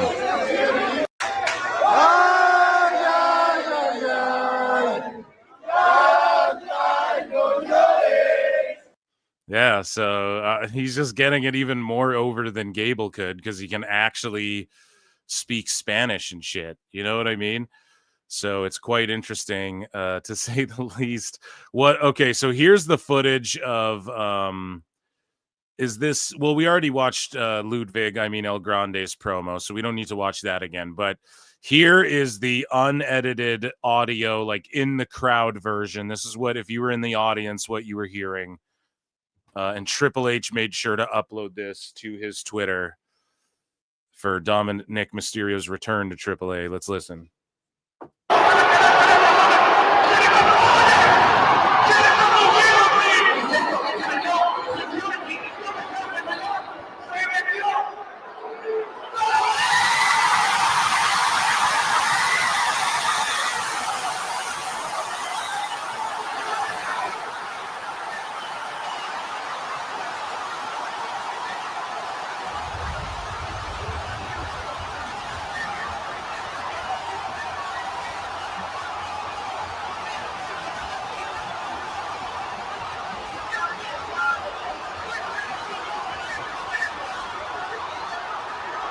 I have to fix my fucking speakers from being blown out. And here's the thing, right? Like in Mexico, they're dying for, we want WWE like Raws and shit. They're dying for that right now. And so to them, if they are like, well, I go to AAA shows, I want to AAA shows, I want to see WWE shows and that. For them, it's like for Dom to possibly be their champion, that's a huge thing. And they're so down for it. And WWE, it's like, well, why? We can just blow AAA up and have them use a bunch of our stars and shit like that and get people experience. And I just love it. I love that WWE's doing this. This is one of the definite positive changes since Vince left. You guys know what I'm saying? Okay, I'm going to check back in with chat, and then we're going to get into more WWE news because we've got a lot there. But that was AAA news, ladies and gentlemen. So round of applause for AAA news.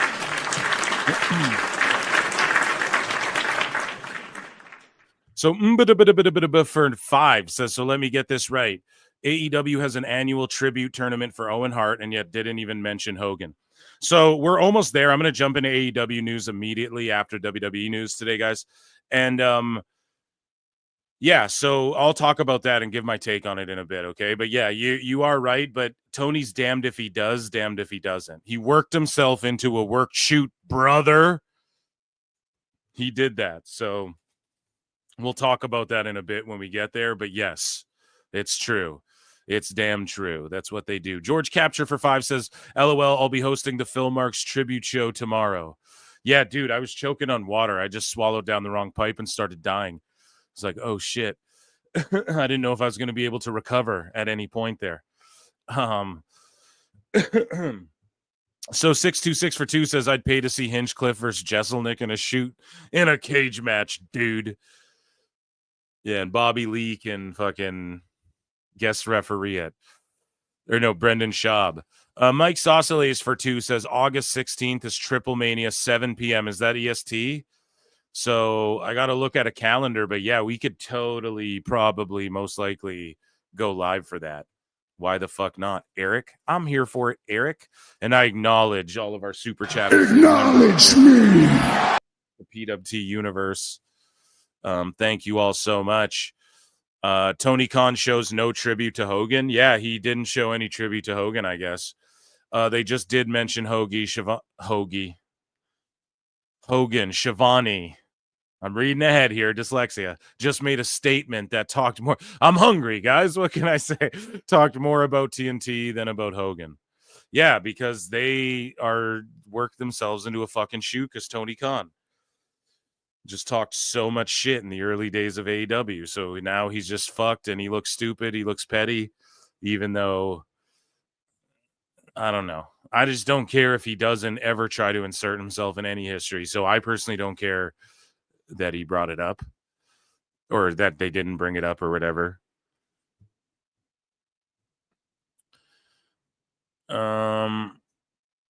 So let's get into some more. Yeah, we got to get through this WWE news here tonight.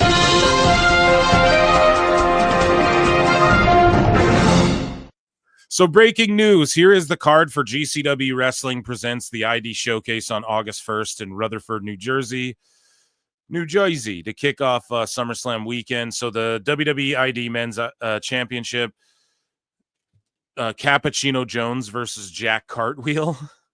The most like carny wrestling fucking names ever. The ID Women's Championship match, Kylie Ray versus Zara Zacher versus Zeta Steele. Those three ladies should be the three. They're getting the biggest names out there on the indies, like getting the most push from fans and the ID program and all that. Special challenge match, Timothy Thatcher versus Aaron Rourke. Non-title match, the Evolve champion Jackson Drake versus Jordan Oasis. A 6-man tag team challenge, Brad Baylor, Ricky Smokes, and Bryce Donovan of the Vanity Project versus Marcus Mathers, I'm an Alcoholic, Alec Price, and Jordan Oliver. Grudge match, Aaron Roberts versus It's Gal, and a special challenge match, Ice Williams versus Bobby Orlando. So there you go. Those all sound like names from the movie The Wrestler. Like that, those are all people that Randy the Ram would face in the movie The Wrestler. So WWE is currently not planning to sign Saraya, allegedly. As revealed at SDCC, new LJN figures are back. Check out photos of the first series. So who grew up watching these? Speaking of member berries, watching these, playing with these, rather. I'm all over the place. Dusty Rhodes, they made one of, which I think is really cool. Wasn't that like the best-selling one or one of them? And then a John Cena, and then Logan Paul somehow wormed his way into getting one of those. So Goldberg said this on CarCast. Gunther stayed 30 minutes to an hour afterwards. After I was talking to all my friends in the back, the kid's got class. He's got a lot of class. I cannot say enough good things about him, and hopefully his future's filled with nothing but awesome stuff. But fuck that guy in my retirement. No, he didn't say that last part. I made that up. But he might as well have said that, with his comments on Ariel Helwani show. So Jacob Fatu and other wrestlers were at San Diego Comic-Con. Of course, like Jey Uso and CM Punk were there together. Yeah, guys, check that out. If you're a nerd like me, you like shit like that. So Jacob Fatu was asked how he felt so far in WWE. For real, just sitting up here looking at everybody out there, man, it's mind-blowing. It's real life-changing. Like you said, oh man, 100. But before me, there was it started way back with Alpha Sika and them, long lineage, including our family, my uncle. So before me, man, I'm just happy to be actually a part of the bloodline. Happy to be a part of the dynasty. Happy to be here in WWE. So thank you very much, man. Yeah, hell yeah, dude. He's doing the damn thing. Goldberg injured in retirement match at WWE Saturday Night's main event, allegedly. Right? WWE waived a clause they have with arenas, which this is according to the newsletter, so who knows if this is real or not. But apparently WWE waived a clause that they have with arenas, which prevents the venue from promoting another pro wrestling event before their own show takes place. This allowed TNA to announce Bound for Glory for the Tsongas Center in Lowell, Massachusetts for October 12 before WWE's own show in the building on August 24. So there you go. A great partnership then, right, Dave? So that would be a beneficial part of the partnership. TNA can swoop in and get these buildings even before the Fed. Nikki Bella says all of her talking scenes in Happy Gilmore 2 were cut from the finished product. Now, I watched Happy Gilmore 2 last night. I was fairly buzzing. I may have been a little drunk, maybe a little tipsy, maybe a little on the drunk side, not going to lie, right? And I watched Happy Gilmore 2, and it's an utter travesty. It is an utter garbage, TikTok-brained piece of shit. It has zero soul like the original. But if you just like watching Adam Sandler do funny shit with his friends and like some callbacks to some characters and, it's like the member berries thing. Like we all pop for that a little bit. It's just mindless fun. That's all it is. It's just like a mindless fun movie where shit's funny here and there. There's a couple funny gags. And like the premise actually works. I don't want to spoil it if no one saw it.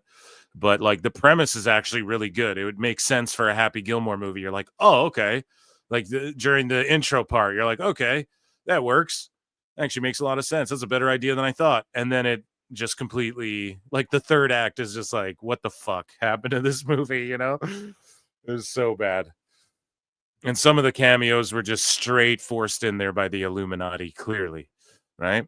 But Nikki Bella said, I remember hearing a few months ago that 20 minutes was going to have to be cut out. I've been praying. So it's over 2 hours, I think. So how was there an extra 20 minutes? It feels like they put everything in there that they could and didn't want to cut anything out. But she says, I've been praying that it wouldn't be my stuff. Well, guess what? All my talking stuff got cut, not just me. It's the whole group of people that I filmed with. So she plays Becky Lynch's caddy. So MJF is in the movie. Like, if you weren't a fan of MJF, he's just one of the kids. Like, he kind of stands out as, oh, that's the oldest brother, and he's like the oldest buffer of the brothers, you know? But other than, and he kind of leads the pack of the siblings. But other than that, he's not he doesn't stand out too much. Like, if you know who he is, you're like, oh, cool, that's MJF. He's in it quite a bit. You're like, damn, that's good for him. Becky Lynch is in it for, she's like in some of the worst shit in the movie ever, you know, and she's like one of the golfers. And then Nikki Bella plays her caddy, and it's a blink and you'll miss it. I actually didn't realize I had to look up on Reddit after to see exactly where she was. I was like, I didn't even spot her. So I looked on Reddit, and then someone had a screen grab of her. She's like standing behind Becky for like 1 second. And then I guess she had talking lines. They all got cut. Thank God. Lucky for her is what I tweeted out.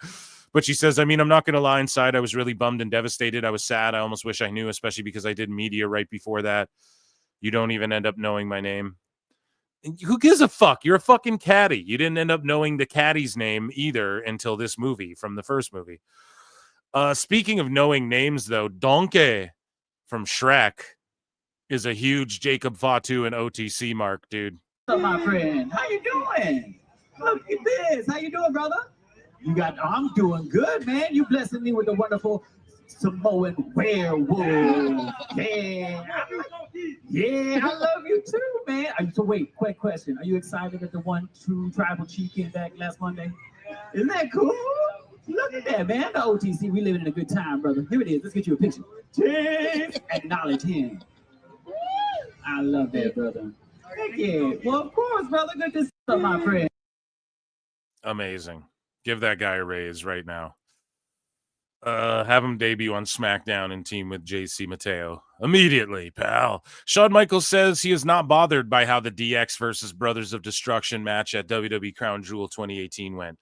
He says, it so doesn't bother me. I don't care that it went. If that's going to be the one blemish out of the whatever, the 599 that went fantastic. You put one blemish on it and that's going to, I could care. Yeah, I couldn't, no one could badger me enough to make me feel bad about that. Yeah, I wouldn't either. And just shit went wrong. They just shouldn't have done it. It was too forced, you know. So Our Lady Peace, the band behind Chris Benoit's iconic theme song, has released an updated version of the song. So again, they played it in concert not that long ago. I think like in Edmonton. And then they made a statement saying like, yeah, it's not, you know, it was a great song. And it was. That song fucking ruled. Same with Kane's like Finger 11 remix to his theme. That shit ruled too. But Our Lady Peace said it's been 23 years since the tragic events surrounding WWE wrestler Chris Benoit and the theme song we wrote for him. We feel that enough time has passed that it was necessary to re-record whatever to help shine a light on self-deletion prevention and mental health awareness. We're donating all monies earned from streaming whatever to deletion prevention initiatives across North America. And yeah, let's listen first.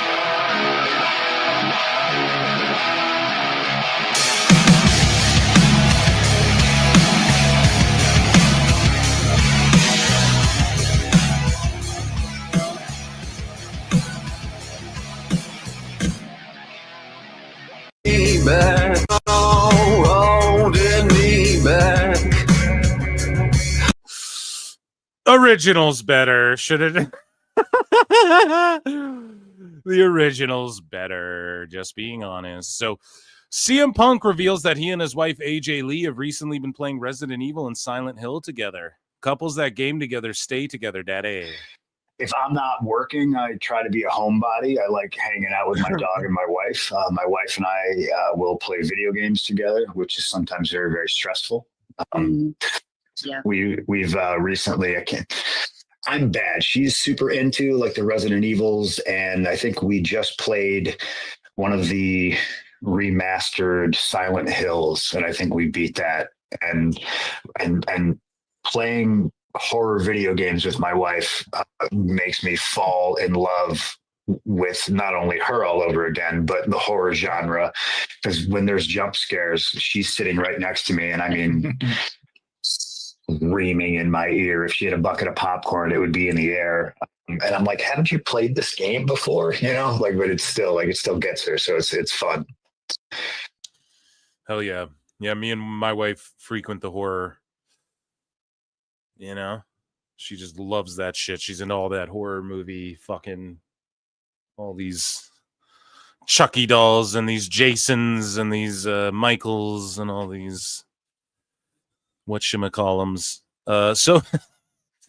So Dylan Postel, Hornswoggle, says, so excited to be teaming up with WWE and Fanatics again this week. Guys, I have a Fanatics affiliate code below. If you go and buy any WWE merch, any Hulk Hogan memorabilia, use my link below and you directly support PWT and WWE, and it's no extra cost or anything like that. It's just a little link you use, and yeah, show some love.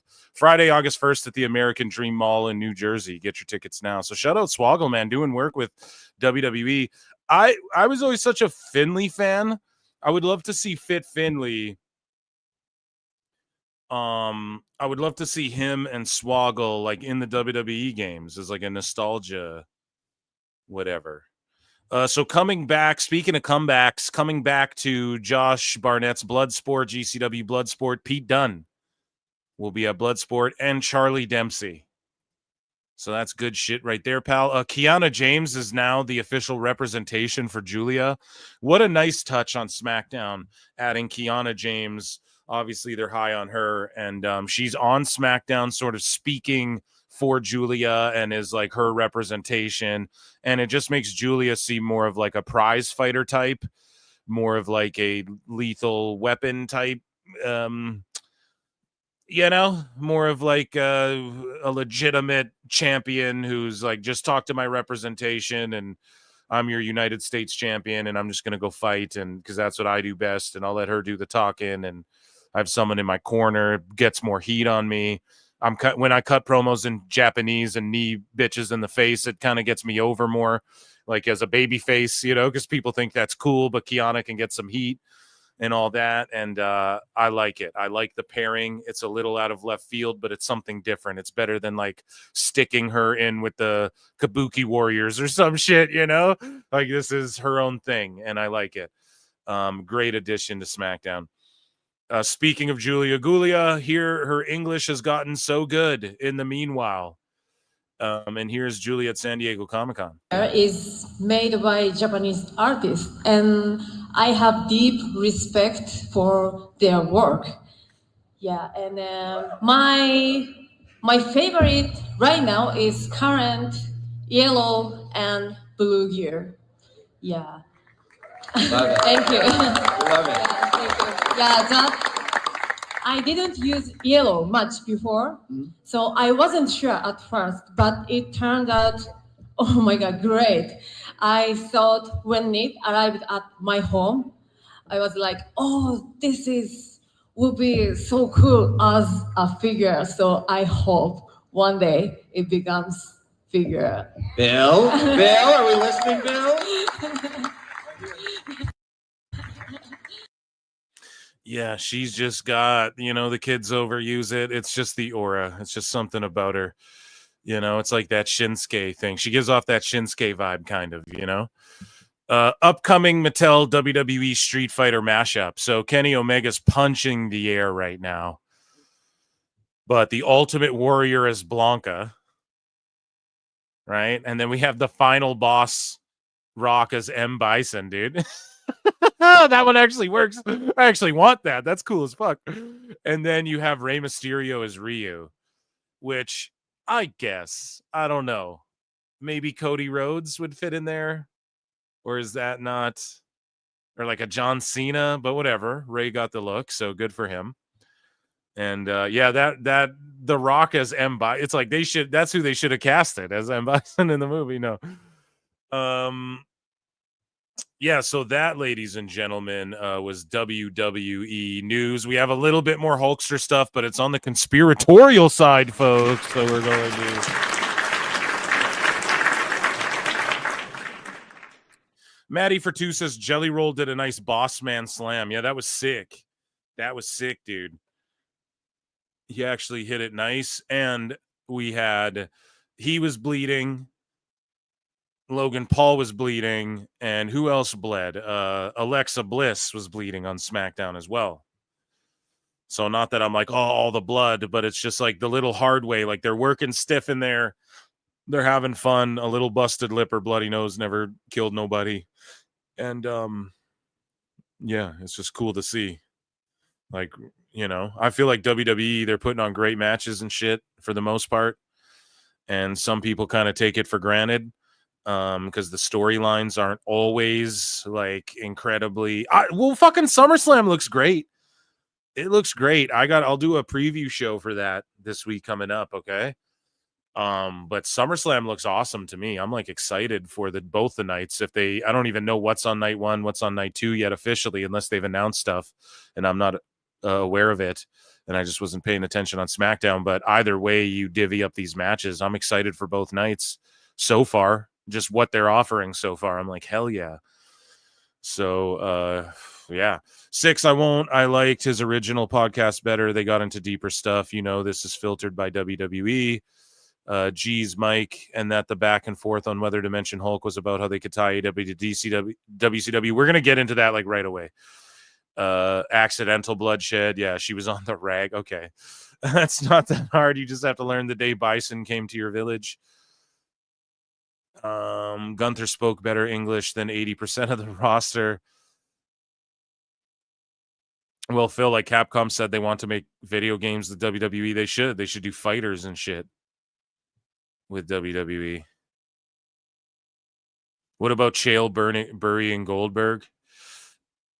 Yeah, I watched the clip. I might do like an edit of that. If you guys look on the channel, there's an edit I made of like Chael burying Cody Rhodes. So I was thinking about doing one of those for Goldberg, but I'm waiting for a couple more clips to sort of pop up in the wild, of him talking shit. But yeah, I listen to that.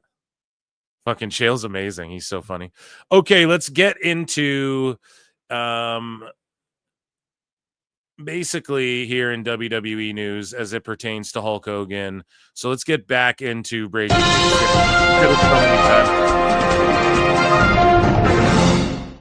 So earlier in the show, at the start of the show, we covered, sort of the lighter side of Hogan's passing, right? But there's been some dark side to it. I'm sure there'll be a Dark Side of the Ring episode about Hulk Hogan too, to some degree. I'm sure of it. I'm certain of it now that he's gone.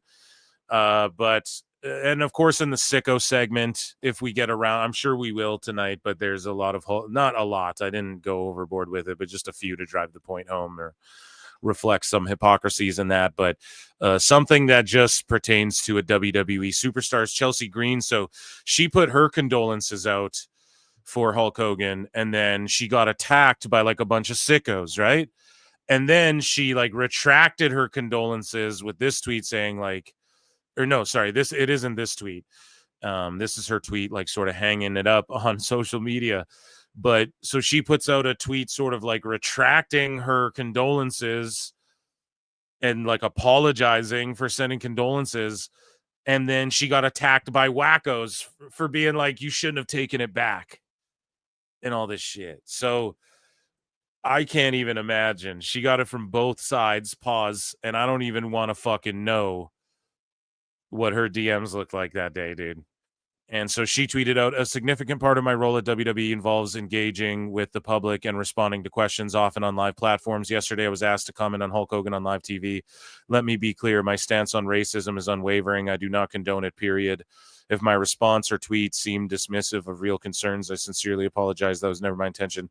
I try to acknowledge a death respectfully, even when the legacy is complicated. I'm learning one day at a time and we'll continue to learn. Oh, so this was like her apology, right?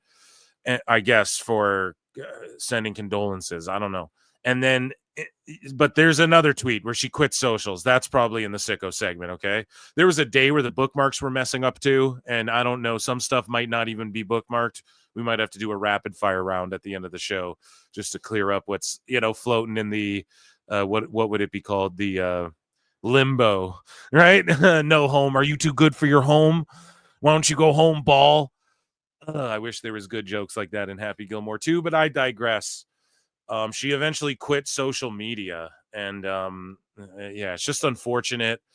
IWC is cooked, and she shouldn't have apologized for sending condolences. Yeah, I don't know. I'm not one of these guys who likes to rely on like everything's woke, man, but like when you pander to that sort of audience, like she kind of does. No, I don't want to call it pander, because like whatever. When that's like the majority of your fan base, those people, like there's a term for that on the internet. A lot of them are called cancel pigs, and they just like to eat each other alive. Like no one's perfect enough to exist in that realm, So, and you choose ultimately if you're in that bubble, and she's chosen that, whatever, political shit aside, whatever. And yeah, so that's her dealing with now being attacked by both sides of fucking people. And it's like, man, just leave her alone. When I see people getting piled on, that's when I always am like, yo, don't add to it, Some things, obviously, like Dave, I'm always going to make fun of him. I am the Dave commander. No one rules a fucking Dave like me. But let's get into some conspiracy time now, because there is some dark shit obviously that has come out of as much as there's a light side of everyone praising Hulk Hogan for his contributions to the business, there's a dark side of the ring, as we know. And so conspiracies are afoot immediately. Whenever there's a high profile divorce, everyone wants to know the ins and outs and who gets what and who keeps the dog, and is the ex-wife involved? And by the way, I think Linda Hogan did make up some lie and say like Brooks just trying to get all his money and she hasn't talked to him in 7 years or something. And then Brooke came out and was like, I haven't talked to my dad since 2023 and I told him to take it easy, but I'm at peace with whatever. So again, just Linda getting in the mix, whatever. I'm not gonna speculate or talk or whatever, right? Hulk just passed. It's still fresh. I get it, but people are running with these stories. Hulk Hogan's widow is set to inherit millions as a legal war brews over WWE Legends estate. So like immediately, these are the fucking discussions, right? So Ringside News posts that. Ringside News, like the National Enquirer of the IWC, but hey, Hulk Hogan's widow accused of locking down a $25 million estate within hours of his death. So an estate law expert, June Fredrickson, explained how it works. Even if Sky was left out of his estate and he didn't update his trust since they married, she would still get a spousal elective share, which she is entitled to 30% in Florida. If Brooke is left out of the will, she can contest it. Fredrickson warned, adding that the case would then land in probable court. Sky said that my heart is in pieces. I wasn't ready for this. He had been dealing with some health issues, but I truly believed he would overcome them. I had so much faith in his strength. I thought we still had more time. The loss is sudden and impossible to process. To the world, he was a legend, but to me, he was my Terry, the man I love, my partner, my heart. I don't know, man. Like he got married as like his third wife or something, but I'm not one to say like they seemed happy and shit together. And I don't know. So Bubba the Love Sponge, though, right? This is where the conspiracy comes in. Apparently, like within 6 hours of his death or something. But maybe that's what Hulkster wanted too, because like, and again, we're playing like it's the hot goss. We're spilling the tea, right? Right, girls? Girls in the chat say, hey, say yeah. No. But it's like, maybe Linda's poking around trying to get money still or something, and this is what he wanted. We don't fucking know. It's wild that people are already just writing up these stories, but it was bound to happen. I knew this was going to happen. But Bubba the Love Sponge says, allegedly, so Jade, I think they were they were mad because I knew they were going to start doing stuff like this. This is a report that we got this morning. It says, within 6 hours of Hulk Hogan's death, his wife Sky Daly made 3 shocking moves to protect his remaining $25 million estate from outsiders. One. She immediately shut down rumors about Hogan's health and death, denying coma or collapse reports and insisting he was recovering well with a strong heart. 2, she had led the creation of estate trusts, moving Hogan's WWE shares, music rights, real estate, and endorsements into trusts that only she and their children can inherit. 3, she blocked legal claims from estranged about children, Brooke and Nick. There's reportedly $26 million up for grabs, not including another 25 to 30 in real estate. Shouldn't that go to Nick and Brooke and the wife and the grandbabies? Yeah, I agree, but I'm just too dumb to understand what this shit means. Like, what is she? So she made 3 shocking moves. Okay, so she led the creation of a state trust, moving his shares into trust that only she and their children can inherit.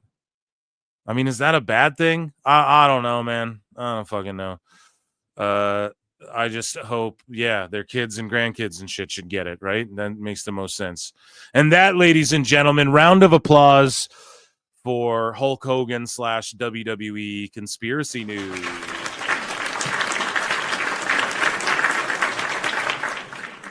I just can't really comment on all that. It's like, I don't know. It doesn't seem like she's doing anything nefarious, although I did see some people online being like, of course she's doing that and shit. So, hey, what can I say?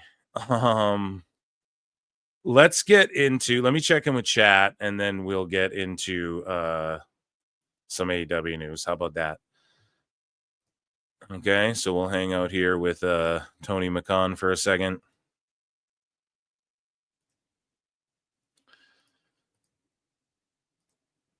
And let's check in with chat. What's going on in chat here? Chatland. George Capture for 2 says WWE has announced the matches for both nights. I just sent it to you on X. Well, thank you. I just sent it to you on X. Thank you, good sir. I will check that out. So did they do that on SmackDown? It doesn't matter. Okay, I'm going to do a preview show, and I'm excited for what they're serving up. I got to be perfectly honest. Like, at first, I was kind of bum about SummerSlam. I was like, shit, I don't know if I'm really fucking excited for any of this. And then they just, I don't know, like Punk Gunther, that's crazy. You know, it sort of came together in the final weeks here. So I'm looking forward to it. JKG, okay, maybe he did tell her, why not tell his lawyers? David says Hulk was a businessman. His widow's gonna get hit with that doesn't work for me, brother, in his actual will. She was the last closest person to him in real life. That's what I'm saying. Like, in his life. I'm telling you, y'all probably told her to do that. I'm telling y'all, he probably told her to do that. I don't buy any of it. You know, he had lawyers do that kind of thing. Yeah.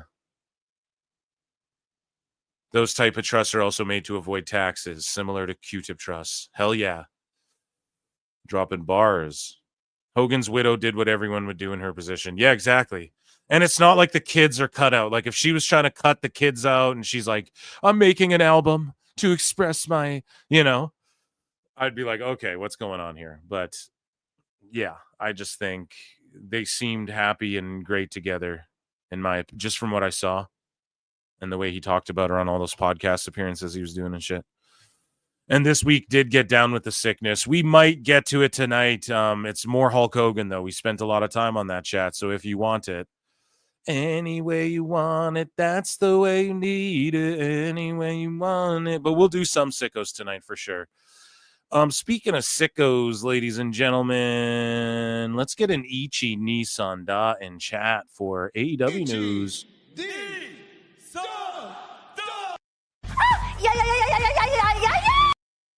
And an Ichiban Hulk Hogan for the Hulkster. which Tony Khan did not do a graphic or say anything about, and that's because he worked himself into a shoot, brother, and we're about to talk about that in a minute here. But speaking of people talking shit and then looking fucking stupid, Fightful Wrestling reported that Layla Hirsch has been contacted by WWE for a tryout as a referee. Awesome. I quote tweeted that shit and went, great.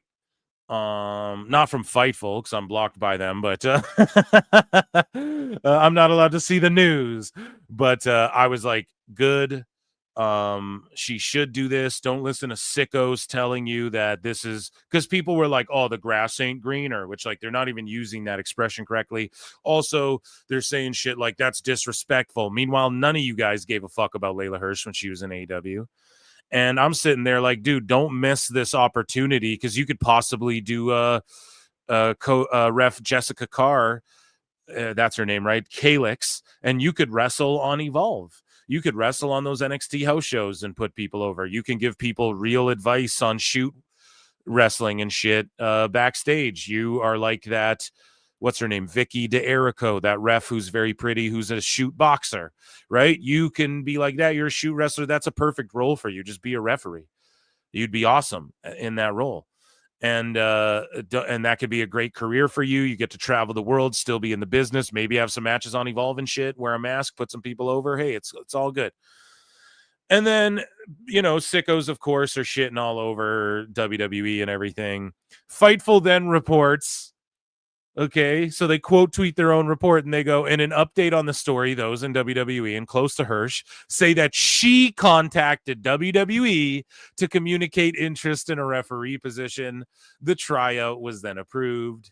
So if Fightful is accurate here, okay, if they're reporting real shit, all you sickos look so fucking stupid. Idiot.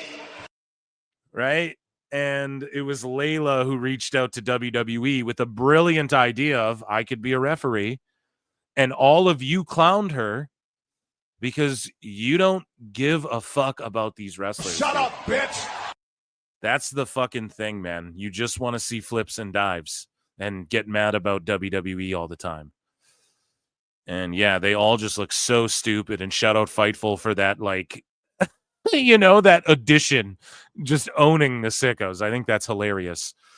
So Neckbeard said, I can't wait for Tony Khan and AEW's tribute to Hulk Hogan after banning Hogan from AEW. And of course, the sickos will praise Tony for it. So, Linda Hogan said this, watching the looting, it's all Afro-Americans, not sure how robbing and stealing set the record straight, but if they want to be heard, they need to be civilized. What the fuck is this even in reference to? Jesus Christ. So that's a tweet from Linda Hogan, of course, divorced from Hulk Hogan. When she said this, I believe, I don't fucking know. That lady's a wreck, dude. We did like a 20-minute segment roasting her. And so Tony Khan goes, you've now joined your husband in being banned from all AEW shows. Congratulations. She would never go to an AEW show, Tony. What a weird, weird, cheap, punching down type thing to do to this like mentally deranged alcoholic woman, So anyways, Tony Khan, he didn't show a graphic. AEW didn't put out a tweet or say our condolences, even though when superstar Billy Graham died, they're like, oh, we remember, Billy Graham, like they said it on commentary quick. Shivani brought up Hulk quickly. Tony didn't like that, like Tony Khan. And it's because he worked himself into a shoot. Now he wishes he could. He wishes he could say, oh, we remember the icon and show a picture of Ichiban Hulk Hogan fucking with Inoki. That Tony Khan wishes. He wishes he could do a Hulk Hogan, an Ichiban Hulk Hogan Memorial Battle Royal at Wrestle Dream. He wishes he could do that, but he talks shit and he did this like, you guys are banned. Right? So now, again, like Chelsea Green, he gets attacked by the sickos if he does do it. And the wackos. He's damned if he does, damned if he doesn't. If he puts up a graphic, he gets attacked by sickos for like, why did you do that? And then he gets attacked by wackos for being like, Hogan had nothing to do with AEW, blah, blah, blah. Right? But if he doesn't do it, then sickos are freaking out like he shouldn't do it. You know, like they're already freaking out anyways. And then the wackos are attacking him regardless, going, he's a disgusting man. Like he should do this. I've seen all types of shit about Tony Khan out there. You know, he should do this. He's a coward. He's spineless. He doesn't love wrestling. Like he fucking all these things I've seen tweeted about him. And he's damned if he does, damned if he doesn't. Ultimately. And Tony Khan was for sure a little Hulkster at one point in his life. That's irrefutable, man. Everybody is.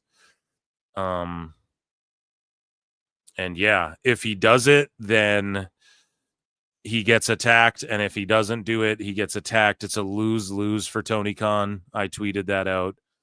And he shouldn't even. I think just him being silenced the way to go. Because if he does tweet some shit out about it, then he looks like a hypocrite and everyone like Meltzer. You know, Meltzer like shitting on Hogan too pretty much already. He's like, he didn't save wrestling. He saved the Fed, maybe, but not wrestling. Meanwhile, Dave Meltzer, I almost guarantee someone will dig up a quote of him saying or liking or retweeting someone saying Tony Khan saved wrestling in 2019. But to think that is true, but Hulkster, what he did isn't greater. Hulkster doesn't have a greater impact than Tony Khan is crazy. And I know Dave's going to go that route. I also think Dave is responding to my tweets through other sickos. Okay. I think he is. It's just the flutes have been in his face way too long at this point. And I've put a couple tweets out there to where I've seen him respond to other people that are saying something along the lines of what I'm saying, and then he just has to go off on it. And then it's giving me fuel for my goddamn show. It's like way too funny. It's like almost too coincidental. So maybe that's just conspiracy, Phil, and I'm looking too deep into it, but I swear that's what he's doing.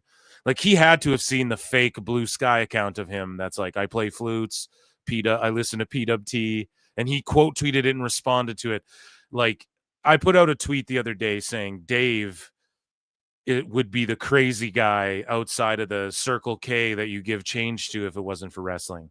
Then he goes on this long diatribe about like, I would be like my greatness would prevail like in so many other categories if I didn't do wrestling or whatever. Meanwhile, he can't even say he calls Patrick Mahomes Patrick Mahones and Cuervo, right? Can't even get names right. He's such a dumb fuck. So he's just losing his mind and his narcissism seeping through, and it's just fucking hilarious. And I don't even really know how we got on the topic of Dave, but anyways, Sami Zayn had this to say about Kenny Omega, right? So someone posts, Drain Bamager says, this is the anniversary of 14 years ago today. Kenny Omega wrestled the 9-year-old girl Haruka, was a member of Stardom's inaugural training class. One of the best things you will ever see in wrestling. And this is what's wild about Kenny Omega and all these sickos trying to jump on Rossi Ogawa when it's like, you all are okay with them trading little fucking girls. Kenny, you even wrestled one of them. So like, don't even fucking talk to anyone about or imply anything when it comes to Rossi or anyone. So you guys remember this. He wrestled a kid, right?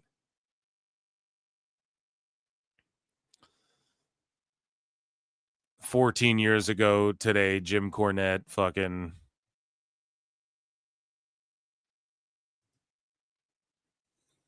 realized his feud with Kenny Omega would be everlasting."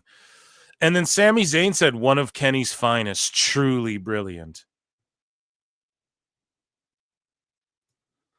I don't know, man. I don't know how brilliant that is. Drunk uncles do that on trampolines, wrestle their nephews and shit. You know what I mean, dude? I don't know if it's that impressive. It's a full-grown man wrestling a little girl. So Hulk Hogan, the greatest of all. This is what Sting had to say. Can't thank you enough for all that you did for me and for wrestling fans all over the world. I love you and I will miss you, my friend Terry Bollea, R.I.P. And Tony Khan can't do shit about this. Right? You can't say anything about him doing that. So AEW Dynamite scored a 608,000. NXT did a 747,000. If you guys are on the member show, you guys know we got sent this meme.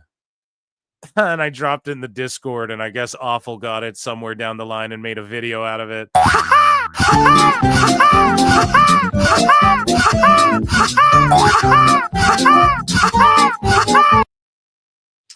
Yeah, it's pretty bad, man. 608,000, and then NXT popped a huge number. And I mean, they're 2 weeks removed from All in Texas B. You think it would be, things are turning around, you know? You think it would be better than that. AEW did 608K, 0.14, third in hour 1 behind MLB and Fox News, second in hour 2 behind MLB, lower end in 18 to 49. More details in the issue. Fox News is like 5 shows, by the way. AEW Dynamite garnered. So here's what the real tweet should be, okay? Because Raj Giri does this exact same tweet. We cover it here all the time. If it's Raw, SmackDown, AEW, doesn't matter. He does this exact same tweet, whether it's good or bad. He just tweets out what the facts are. So this is what Dave thinks he's doing, but really he's a shilling loser who owns 3% of the company now. How could I be a loser? We're making money this year. Oh, I mean, Tony Khan's making money this year. Raj Giri says AEW Dynamite garnered its second lowest 18 to 49 rating of the year, although the audience was up slightly from last week. Dynamite averaged 608 viewers, up 3% from last week, with a 0.14 in the 18 to 49, down 7%. Per Programming Insider, as always, these numbers do not include the Max simulcast. Year over year, Dynamite was down 23% in total viewers, while the 18 to 49 rating was down 46%. Whoa. So Matt Jackson, one of the Young Bucks, had this to say on Instagram. He said, would never have been a wrestler if I didn't watch the Hulkster. Always so kind to me and my family. Made videos for my son that we'll cherish forever. So gracious, even when nobody was watching. So I wonder what sickos are jumping down fucking Matt Jackson's throat, you know? AEW star Leo Rush says he is not going to jump in on the hate train in regards to Hulk Hogan's death. So there you go, man. Like the AEW roster staying super classy, the ones who are willing to speak up. Speaking of classy, Blue Panther comments on Danielson wearing his mask at AEW All in Texas. He says it was impressive because it got viral. I got calls and messages from a lot of people, and now they're saying I have 4 kids. I was like, hold on, it's 3. And they responded with, no, it's 4, just like Blue Panther Jr., Hio de Blue Panther, and Dark Panther. With all respect to Danielson, he's not my son. He's my idol. Damn. Fighting as a tag team with him here at Arena Mexico would be a dream come true. The option and the possibility are open. It would be a matter of speaking with my immediate superiors, and through all of you, they would listen to this request. Damn, so huge praise from a legend to Danielson. Speaking of huge praise, Will Washington says, my relationship with Hulk Hogan is complicated because I was a big Hulkamaniac as a kid, and I mourned that relationship a decade ago. Still, his legacy in pro wrestling is undeniable. He shaped an era, and he took the business to unimaginable heights. So Washington staying classy there. Good to see. Stay classy, San Diego. So they announced a tournament bracket, but they had no one like in there. All we knew is that it was blank, blank, blank, blank, blank, blank, but then FTR beat Jet Speed and advanced before we even heard the rest of the participants. Tony Khan's got to stop doing that. Like, he can't even book a fucking tournament properly. It's so shitty, man. I don't know why he doesn't understand how fucking bad and poorly booked that, like how shittily that comes across when he does that. So Wrestle Purist tweets out, according to those spoken to, they haven't heard that Jay White is, and this is according to Fightful, I guess, heard that Jay White is close to a return from injury. In fact, they've heard the opposite. White has also been dealing with a shoulder injury on top of his hand injury. Sources in AEW have said that White had been weighing whether or not to get shoulder surgery, though it hasn't been said if that decision was made. If so, it's possible he'd miss the rest of the year.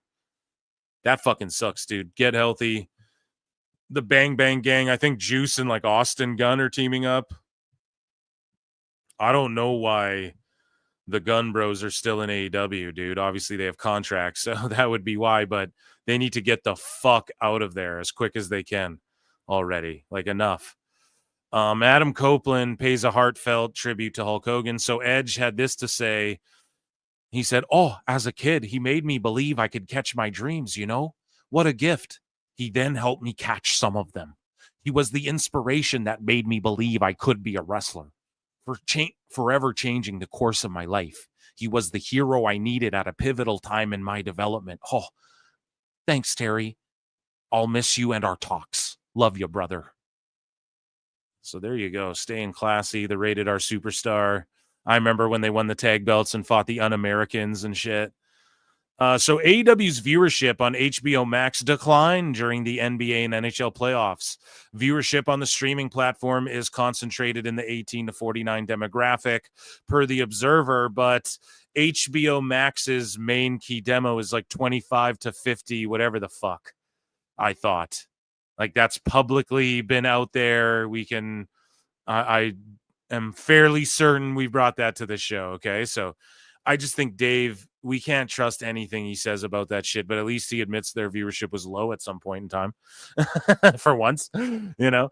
MJF says Seth Rollins will go down as one of the greatest in WWE history. He says Seth Rollins is a freak of nature. He's going to go down as one of the greatest faces in the history of the company, the same way I'm going to go down as one of the biggest faces in the history of my company. When you think of these promotions, when you think of WWE, you think Seth. When you think of AEW, you think me. I find him to be extraordinarily talented. I feel horrible about his knee. It sucks. Yeah, MJF, dude, he's definitely going to slap Tony in the face when he goes to WWE one day. And I just wonder how Tony's going to deal with that. I think that will be such a dagger in the heart to AEW. And I think Tony will just fall apart, dude. So here's Deonna Purrazzo. She's at the Celebrity Poker Tour. Chips. Yeah, go ahead. You know, doing everything but wrestling on Dynamite there, and that's not a shot at her. So here's the full bracket. So Tony did reveal the bracket. So before the bracket was revealed, though, the brackets rather, FTR already advanced to the semifinals. So like, what? But the Bang Bang Gang versus Big Bill and Brian Keith. And then we have the Outrunners versus the Young Bucks and Gates of Agony versus Bro Dito. So FTR versus the Bucks? Like, what do you get out of this, man? Tag team title eliminator tournament. Tony just goes to fucking Casino Gauntlets tournaments. That's all he has. He has no creative anything. And here's what JD had to say about Tony Khan. And we'll talk about it. JD talked about Pro Wrestle Times on his show, and it popped me so hard, guys. I think it's in the sicko segment, so we'll have to do it there. But I love what he said. He's like, I think your impression's more Andrew Dice Clay. You're not even doing it right. And it's like, JD, it evolved, right? Like, it's a bit, he doesn't know. I don't expect him to know, but it's like, no, dude, you'd get it if you like, you weren't always Dice, bro. It evolved to that. First you were over there, now you're over here now. But, you know? So let's hear what he has to say about Tony Khan. Here's his rant, and I thought he was cooking here. So we're going to play some JD. AEW hasn't said a fucking word about Hulk Hogan. Not one single tweet from the official AEW account, not one single tweet from Tony Khan, not one mention of Hulk Hogan at all. Matt and Nick Jackson said something about Hulk Hogan. Sting said something about Hulk Hogan. I love, did Nick Jackson say anything, or is it just like they get lumped together? Lumped together like two clumps of shit. No. Shout out the Bucks for being classy about that, though. For real. And they need to get back to their goddamn roots, man. We need to make the Young Bucks great again. No. Those are the only two that I've seen publicly. Where's everybody else? Where is everyone else? In fairness, no one has to say shit if they don't want to. Have you guys figured it out yet? Have you guys figured it out yet? What have I been saying for years? Tony is basically just Vince McMahon Jr. without the sexual allegations. Well, that's pretty harsh, but yeah, he is Tony McCon. Tony McCon. I've been saying it too, brother. The man has struck so much fear in that company that they can't even respect the fucking dead. I haven't said anything on social media about it yet because I'm waiting to see what they do tomorrow. If they throw up a fucking graphic, if they do something in regards to mentioning his name tomorrow night on Collision. But the simple fact of the matter is everybody else in the fucking industry has said something about Hulk Hogan. TNA did something on Impact last night live in regards to Hulk Hogan. Even fucking Billy Corgan's out here. Fucking, let me ask you a question, Billy. If you are a pro wrestler, you should have at least acknowledged the importance of what Hulk Hogan has done for this business. AEW has not said a fucking word. Adam Copeland said something about Hulk Hogan. I didn't see it. Yeah, fair enough, though. You brought it up. Oh, man, I was going to do a dice line there, but it's just, he just popped me with what he said. Adam Copeland said, well, fuck it, I guess. Well, I guess that's one, okay? So we got one fucking guy over. That makes three. Do you know how disgusting that is? Do you know how awful that is? Again, Tony has backed himself into a corner because he can't do the human thing and pay respects to someone who paved the way for legitimately everybody in this fucking sport. Yeah, that's what I said, too. I put a tweet out right away. Like, I saw some people jumping on him, and right away, like, not to defend Tony, but it's like, he's damned if he does or damned if he doesn't. I would just shut the fuck up. You know, whenever that's the case, just focus on your work. Don't even just... You know, because I explained it already. Let's hear JD's take on it. He's coming to the same conclusion here, clearly. Oh, Little Boy Blue, meanie. He was a parody. Oh, because if he bends a knee to the fucking right thing to do, the sickos aren't going to really be all that thrilled. He's got to cater to his fan base. He's got to cater to the woke AEW fan base.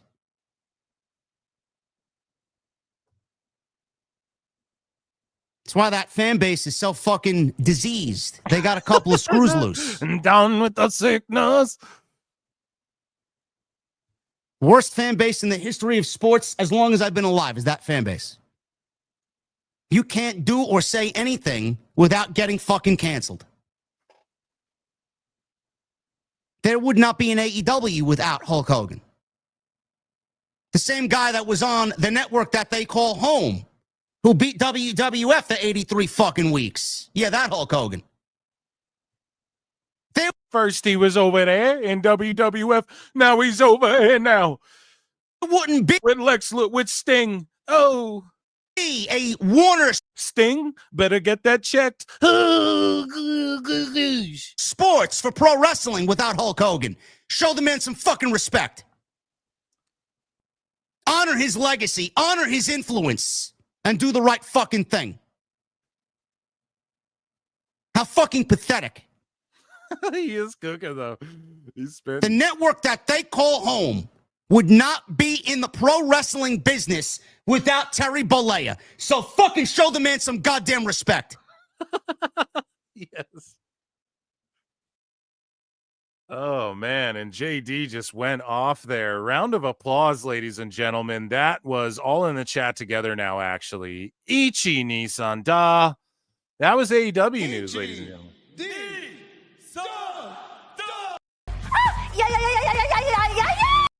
Wrestling's not fake! Chat, should I check in with chat or what? Should I check in with you guys? Oh, so let me yes, we will do that. What do we do next? What do we do next today? Oh boy. We'll do yeah, okay, I know what we're gonna do. We're doing the show backwards. That was the intro today, ladies and gentlemen. All right, that was the intro for today's show. And we will put the immortal there in cartoon form on the screen for you all there. Let's check in. TK is an Iron Sheik fan, so I'm unsubbing from JD's channel now. Oh my god. No, don't do that. Don't unsub from him, dude. It's all good.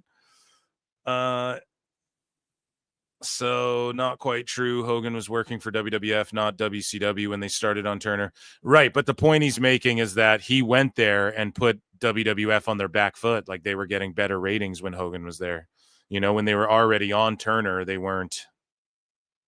Like, his turn and shit had a lot to do with that. You know what I mean? I think that's what he was getting to, but he was just going off, I know Rachel Ellering. Anyone recognize the other two? I feel dirty agreeing with JD. It's like when Alex Jones starts spitting, and I agree. You tell him, JD. JD is out his mind. JD cooked last night. Collision is live tonight, so it wasn't recorded on Thursday. He needed the money. Yeah.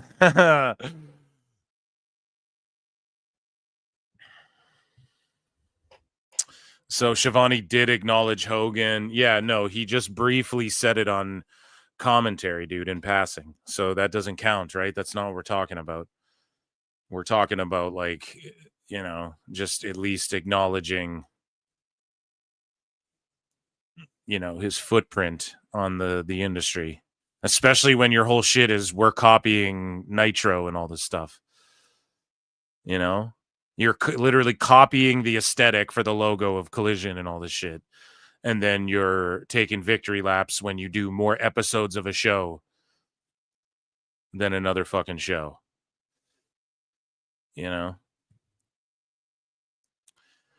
Okay. Let's get into, ladies and gentlemen, some miscellaneous news. Ladies and gentlemen, I'm afraid I've got some bad news. So Frank Mir's daughter. So Frank Mir is a former UFC heavyweight champion, infamously tapped out Brock Lesnar in his second match in the UFC, caught him in like a knee bar, and Brock was very much green at that time, and Frank Mir's jiu-jitsu was on a whole other level. And then Brock fought his way back up to the title, won the title, and fought Mir in a rematch famously at UFC 100, battered the shit out of Frank Mir. And the two haven't really liked each other ever since. And so Frank Mir's daughter, Bella Mir, who has been training in MMA, wants to fight Brock Lesnar's daughter, Maya Lesnar, to finish their father's trilogy. Now, I'm totally here for that, Eric. Oh, come on now, Eric. We could host it at StarCast. I'm the mortgage guy. Dude, that would make fucking money. And that would be an awesome fight. And I don't think Maya trains in wrestling or how to fight or anything like that. So that's the problem, is that Bella has way more of an advantage. But much like Brock versus Mir, the physical attributes of Maya might usurp the years of like being on the mats that Bella has. You guys know what I'm saying? And that's what happened with Brock and Mir as well. So, hey, dude, I'd pay money to see this fight. I'm not even joking. This is like neither of them are in WWE or anything, but this is like, oh, hell yeah. I'm that old now. Shit, So I'm here for this one, Eric. Moving along here, Paul Walter Hauser, MLW posted, Hollywood actor Paul Walter Hauser was on Jimmy Kimmel Live last night to talk about his upcoming films, Fantastic Four and Naked Gun. Dude, this guy's in everything, and he's a great actor. I saw Fantastic Four as well. I didn't tell you guys. Well, if you follow me on Phil Marks Out, you would know that. But I saw Fantastic Four as well. And he was awesome in it. He was funny for the little bit. He was just in it like a little bit, but you can tell that he may have like a role going forward, you know, in some capacity. And so he's in Naked Gun as well, which I cannot wait for. The trailer, I watched one trailer and I went, okay, they won me over. Like, I was so scared about this movie. The Naked Gun trilogy, those are 3 of my favorite comedy movies of all time. Airplane as well. Airplane 1 especially. Leslie Nielsen. I'm just a huge Leslie Nielsen mark. And so I was so scared when they're like, Naked Gun's coming out. But I watched the first trailer they dropped and I went, I'm here for this. I'm down. I'm going to check it out. But Paul Walter Hauser, he played Mole Man. Okay. And they had Subterranea. Which again, that's not like a spoiler. It's just maybe, I don't know. I'm sure Mole Man, where the fuck is he? If you guys know the comics, you just Google Mole Man. The second thing that'll come up is Subterranea. Right. And so that's about all I'll say. But that Fantastic Four movie is fucking fantastic. It is really goddamn good. And again, there was all this faux outrage about like Susan Storm's going to be the leader and all this stupid shit. It's a really good fucking movie, man. And so anyways, though, let's take a look. He's on Jimmy Kimmel talking about his involvement in Major League Wrestling. And he was wearing his like Progress World title or whatever fucking league he wrestles for. I think Progress. He was wearing that title on the blue carpet for Fantastic Four. I tell people I learned something new about you, that not only are you an actor, but apparently you are a pro wrestler. Did you guys know this? Yeah. How did that happen? Did you lose a bet? Yeah, and I am not a Pedro Pascal fan, by the way. Like, I have Pedro Pascal fatigue, you know? He's so good as Reed Richards in the movie. And a lot of people are like, he's terrible as Reed Richards. No, he's fucking not. You're just triggered that he's got a mustache. He played it so well. You know, he plays it like super, whatever. You guys go watch the movie, discern for yourself. It's subjective, you know, but I thought the movie fucking ruled, dude. Superhero movies are back now because everyone's done with like the garbage they've been pushing out for fucking the last 5 years, you know? And it's shitty. I know a lot of the internet, like, they make their living just shitting on every fucking movie. So it hurts their bottom line to be like, this was actually good. But I love comic books and I love comic book movies. And so I want them to be fucking great. And I think Fantastic Four was awesome. Now, if space movies, like, here's the thing. Some people grew up and they're not really into Star Trek and Star Wars and that sort of shit. If that's not your cup of tea, like if Guardians of the Galaxy isn't your cup of tea, okay, that's what Fantastic Four is. Everyone needs to understand that. They are like, they'll just jump in a jet and go to space and fucking go to another planet and help it. Like, that's what they do in the books and shit, right? So it's very much not even very, there's a lot of that in it. So it's like, if that's not your cup of tea, then I don't know, maybe you don't like it as much as like some other flicks. Like, you might like Thunderbolts more. Like, some people like the actions, but I thought Thunderbolts was great too, man. Superman ruled. Everything's awesome. I'm going to do a review over at Phil Marks Out channel, and shout out to everyone who checked out my review of Superman, by the way. I really enjoyed making that video. Like, I'm sorry, the clap was mild. It was they were like maybe. They don't believe me. They don't believe me. I've loved professional wrestling my whole life. I wear it on my sleeve. I love it so much. And these independent wrestling circuits were like, hey, you should come to a show. And then this guy, Court Bauer, was like, you should. Yeah, someone said even Critical Drinker put the movie over. Exactly, because I appreciate his honesty, because it's like, he could easily just, the easy thing is just to be like, this is all woke and gay. Like, I kind of make fun of that shit in my Phil Marks Out channel. If you guys are, you know, it's the easy thing to just be like, this shit all sucks. All these comic book movies are fucked because Disney does. But then when they're good, it's like, well, what now? You know, like, these ones fucking ruled. So what? Are we just going to cry because, like, oh, Reed Richards had a mustache and he doesn't in the books? Like, okay, fucking cry about it. Like, that's such dumb shit, you know? Come wrestle and produce for my company, Major League Wrestling, MLW. So I've been acting and producing and directing segments for them and having the time of my life. That's amazing. So he's working behind the scenes in wrestling for MLW too, and let's be honest, they've been on a solid run. Like, Do you have the clip? Did they give you a clip? We actually have a clip. You see it? Look at this. So my buddy O'Shea Jackson Jr. shot this clip and sent it to me, and we put it online so people could see it. Slow-mo. Hey! Oh my gosh! Come on now! That was fun. That's good. I have a one piece like that I also rock. Girl. and guys, that's Fortune Feemster. She's like a comedian. She's in movies. I'm trying to think of one. I can't even think of one off the top of my head, but she's beloved in the industry. Like people, and she's funny, you know. Like I'm not the biggest fan of her stand-up, but I get it, you know. And she's in a few flicks or whatever, and it's just part of this, like, get people to guest host. Like Jelly Roll was guest hosting Kimmel or the Tonight Show or whatever the fuck as well. Sometimes celebrities they swap out, you know, and someone will come host their show for that night, or they'll do a week of like celebrity guest hosts or whatever. Tag team energy right here. Come on, yeah. Tag team right here. I think that's the next match. Hollywood Hustle. Yeah, that's our tag team name.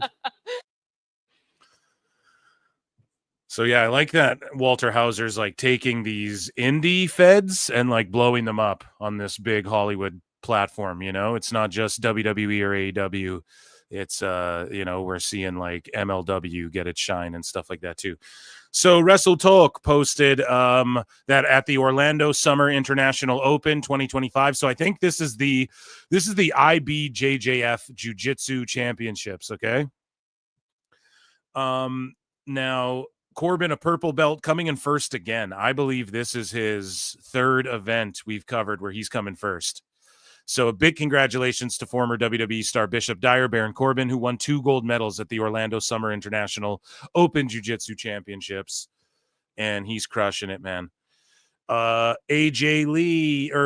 Speaking of crushing it in the Fantastic Four, UK independent wrestler Charles Crowley has revealed that he helped portray the Thing in Fantastic Four First Steps.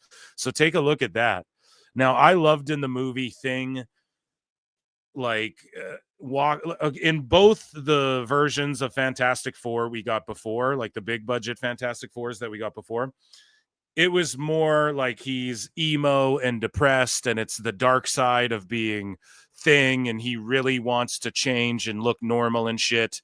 And we do get that side of Ben Grimm. That is still present in this, but it's showing us like it's established, like you're established in this world with the Fantastic Four already. And so, because as much as that is an aspect of Thing's character in the comics, there's so much more to him, right? And you do get these moments in the books and shit where he's just walking around like wearing a tie, like you see right here, and just like interacting with kids on the street and shit, or just like he's a normal guy. Hey, Ben, you know? And so they're like the world famous Fantastic Four, right? And so it was cool to see that be not the main aspect of his character, but like a subtle aspect this time around, right? Because we're talking, it's like a new interpretation. You guys want to watch the same fucking movies? Oh, Superman wasn't Donner's Superman. Go watch fucking Donner's Superman then. I don't know what you want. You don't want like fresh takes on characters and shit. You know, you don't have to completely butcher them and shit like that, but you know, just maybe not even tweaking, just like focusing on this maybe aspect of Thing's characteristics more than the other ones that relied on, hey, he's like kind of emo and hates himself when he looks in the mirror. And there is aspects of that. They don't abandon that, but I'm just saying, like, I love the scenes where he's just walking around town and, hey, kids, and, you know, they're like, lift that car and shit. It's in the trailer. You can see it. I'm not spoiling shit, but it's just like him walking around interacting with people in his city, you know? But anyways, so Richard Scalver said that I can finally announce that after 5 auditions, the last being in front of the director, his accent coach, and his movement coach, I managed to end up in this absolutely epic suit helping portray the Thing in Fantastic Four. For 7 months, I sat in the tent next to the leads and got to pick their brains. I got to do performance passes alongside elite level actors. Elite! I aided the mocap and VFX. I met immensely talented people, and the coolest thing of all is that I got to be a part of a Make-A-Wish, which is something I will truly never forget.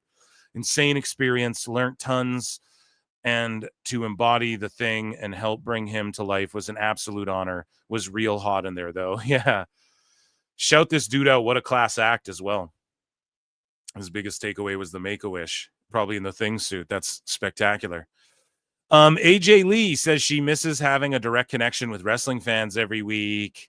It's going to happen like one time.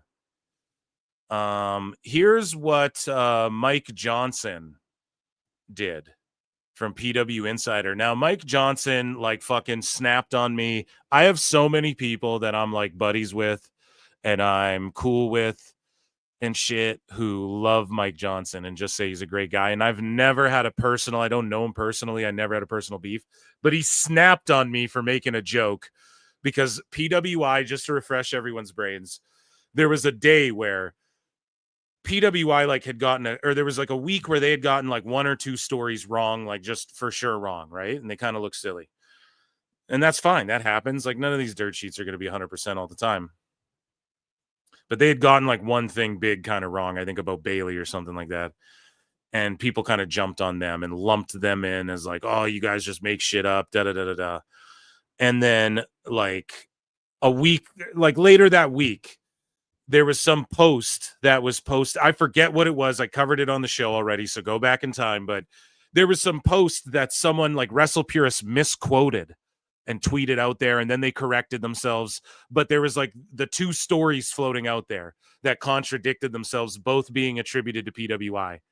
And I made a fucking quote tweet saying, or I put out a tweet like, damn, PWI's fucking up lately. What's going on? With like, I think like a crazy guy emoji or a winky face emoji even. Like I was clearly just being sarcastic. Whatever. Mike Johnson responded to me. He's like, maybe try actually reading the article, then blocked me on PWI shit.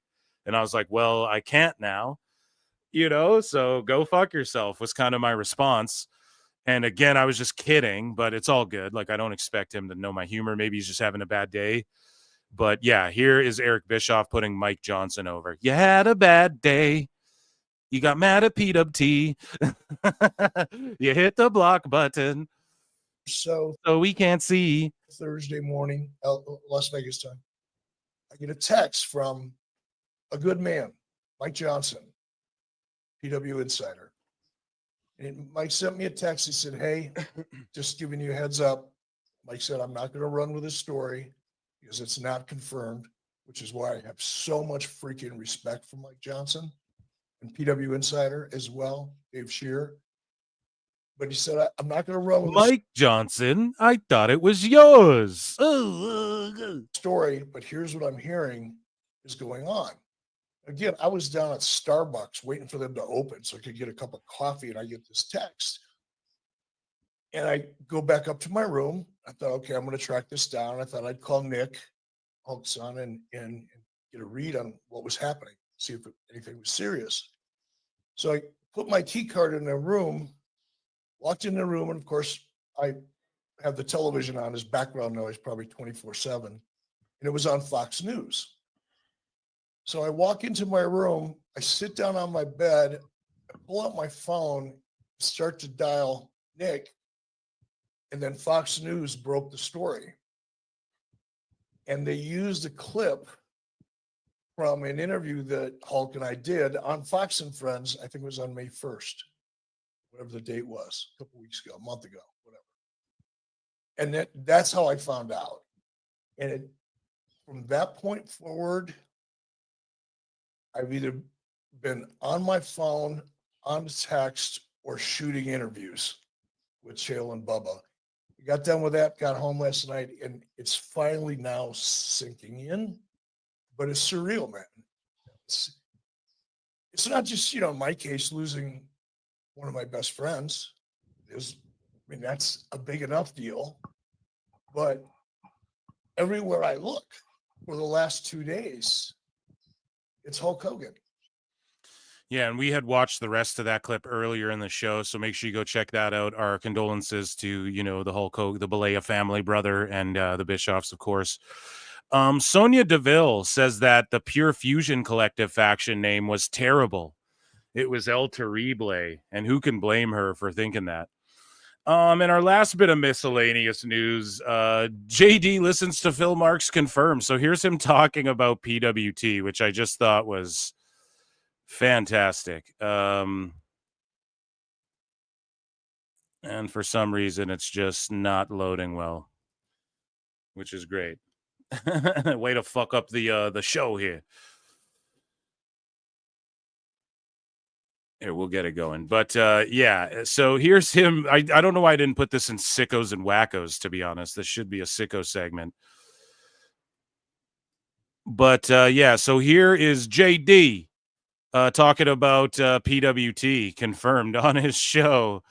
And let's take a listen.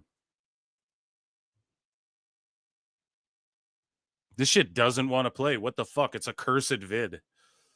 It's like it didn't happen. I have no idea why it doesn't want to play, but this match of Kenny Omega wrestling a guy in his backyard will play, but this one will not play. Let's see. We're figuring this out live, pal. It doesn't want it to be known, dude. Here, we'll get it playing.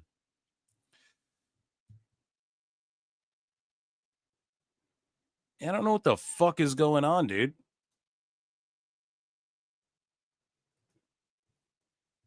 I'm trying to get it playing on this other screen here, too. I can't do it. Huh. Well, it's killing the bit, man. It's killing the segment. What the fuck? For shame. Okay, so AEW did acknowledge the passing of Hulk Hogan. So we will definitely see. They just did it like in passing, though. So we'll check that out here on the show briefly.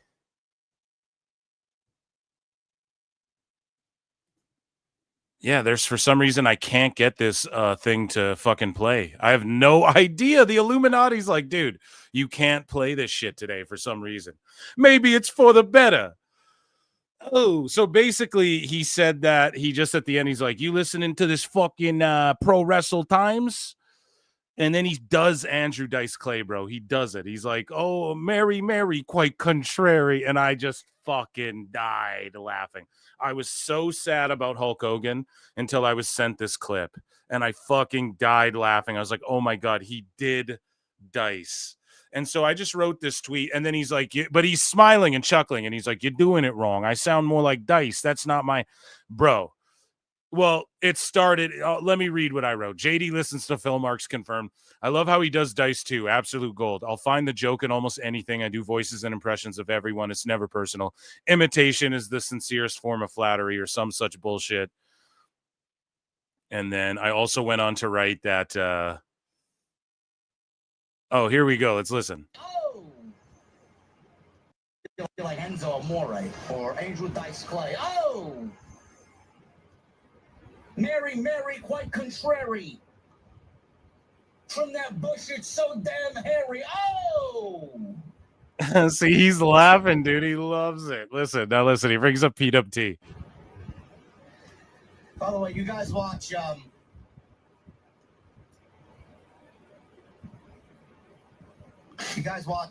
what's his name? Pro Wrestling Times is his name? It's Pro Wrestle Times, good sir. No. Man, he's got an awful JD impersonation, man. I think he's more Dice than he is me. Right, that's the bit, JD. I'm over here now. Oh, you're killing me. You're breaking my balls. How could you do this? I thought we was friends. Yeah, it's the bit. I wrote it down here too. Well, let's listen. Let's listen to this. Like, you got it all wrong, bro. It's so funny. You got it all wrong, bro. It's more like Dice. Yeah, it's a Dice bit, right? So I wrote, it's supposed to be more Dice, by the way. That's the bit. It evolved into Dice over time. Made him chuckle, though. He knows it's funny as fuck. Because it is funny as fuck. And it's like Tony Khan. Tony Khan wasn't fucking Mickey Mouse. It evolved into that over time. And now he's kind of like a frantic Mickey Mouse whose like a voice will cut in and out and stuff, right? So with JD. If you're listening in, JD, if you're over here now, bro, it's it evolved into Dice Clay, and I think it's funnier that way because it's so outlandish, right? But I could do the fucking, what is it, like a fucking cocktail? Let me ask you, okay? You know, I used to do it that way. So shout you out. Thank you for shouting out my show. I appreciate it. And yeah, I got plenty more where that came from. Ooh, good. We should link up sometime, make some content. Make some fucking content. Nobody's got fucking content. That's Joey Diaz. Is that a good one? No, maybe not. And that, ladies and gentlemen, we're going to keep that one in the bookmarks. That, ladies and gentlemen, is miscellaneous news. Ladies and gentlemen, I'm afraid I've got some bad news. Saying Phil Marks doesn't have any fucking content. Who the fuck are you? The Gargini brothers. Okay, so let's just go over here. This is just like a side note in tonight's show, I suppose, right? You have to say cocksucker when you talk like Joey. Yeah, that's the crossover we need. Yeah, I'm here for it, dude. I don't fuck. People think I hate on JD. I don't. I just do what he does. I just have hot takes and I give my thoughts on shit. It's that simple. But he called it out. He said, "Yo, the impression's wrong." So clearly now you guys have to send this clip of me saying, "No, it's not, cocksucker. It's actually right." Now you're Joey Coco now. No. No, but that's the bit. It evolved into that, and clearly he's looking for the response. So there it is. And yeah, and I see you, JD. I see you, bro. And he's posting cool shit. Like he's like, dude, I have like, he's a good measuring stick as far as like, I've always said it since the beginning. I look at someone like JD and I get inspired. I'm like, oh shit, I could have that many subs and shit one day, you know? So I never knocked the man's hustle. And I see him post shit like, dude, we had a 53-minute retention rate. And then I go and look at ours and PWT, we're putting up like 26, 27-minute retention rates on some of these streams. And I'm like, fuck, dude, halfway there. I've only been at it for how long? Like, I don't even got 7K subs yet on my fucking channel. Like, we're doing pretty goddamn good then, if that's, you know, so it's good. Yeah, it's good. I would link up with them in a heartbeat and do fucking content for sure. Anybody in the IWC, really, especially if they can just go with the flow and just have fun. That's more my thing. Are you able to just talk honestly and just talk shit and stuff? I think that's the way about it. But 62642 says PWT drinking some drinking game if the camera is Phil's all-time fave. I have no idea what you're saying, bro. I think you're playing drinking games tonight. 626 is lit. Drink if the camera is Phil's all-time fave. George Capture 102 likes in PWT chat. Well, ladies and gentlemen, that can only mean one thing. And ladies and gentlemen, joining us on the show to celebrate and mourn the passing of Hulk Hogan, the one and only Chris Jericho. I look and see it's not just me. So many others have stood where I stand. We are the young, so raise your hand. They call us problem child. We spent our lives on trial. We walk an endless mile. We are the youth gone wild. We stand and we won't fall. We're one and one for all. The writing's on the wall. We are the youth gone wild. Let me get wild. Yay!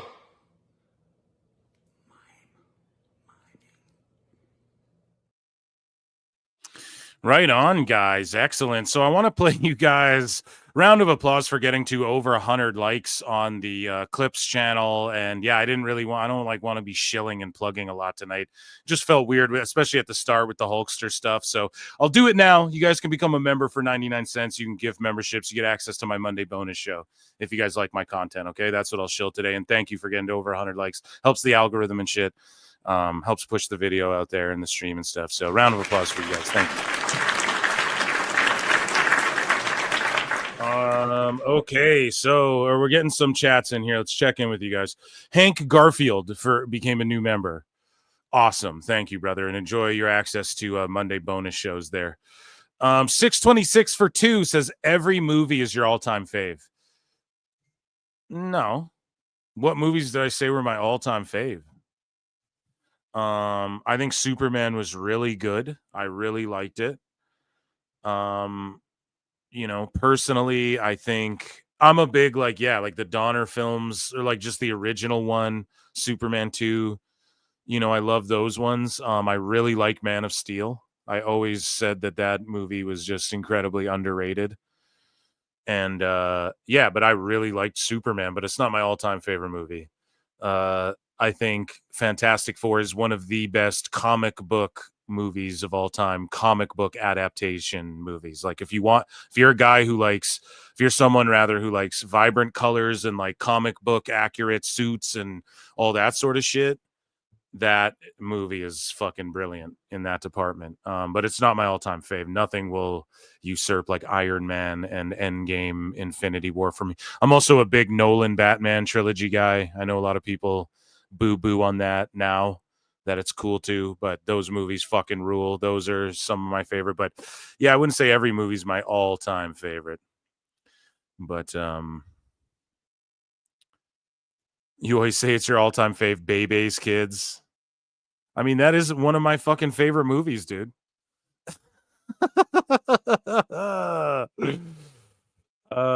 So here we go. Here is we'll make a list. Start making a fucking list of all of my all-time faves that I say is my all-time. You just made the list. I mean, start keeping track. Bebe's Kids, one of my all-time fave animated films for sure.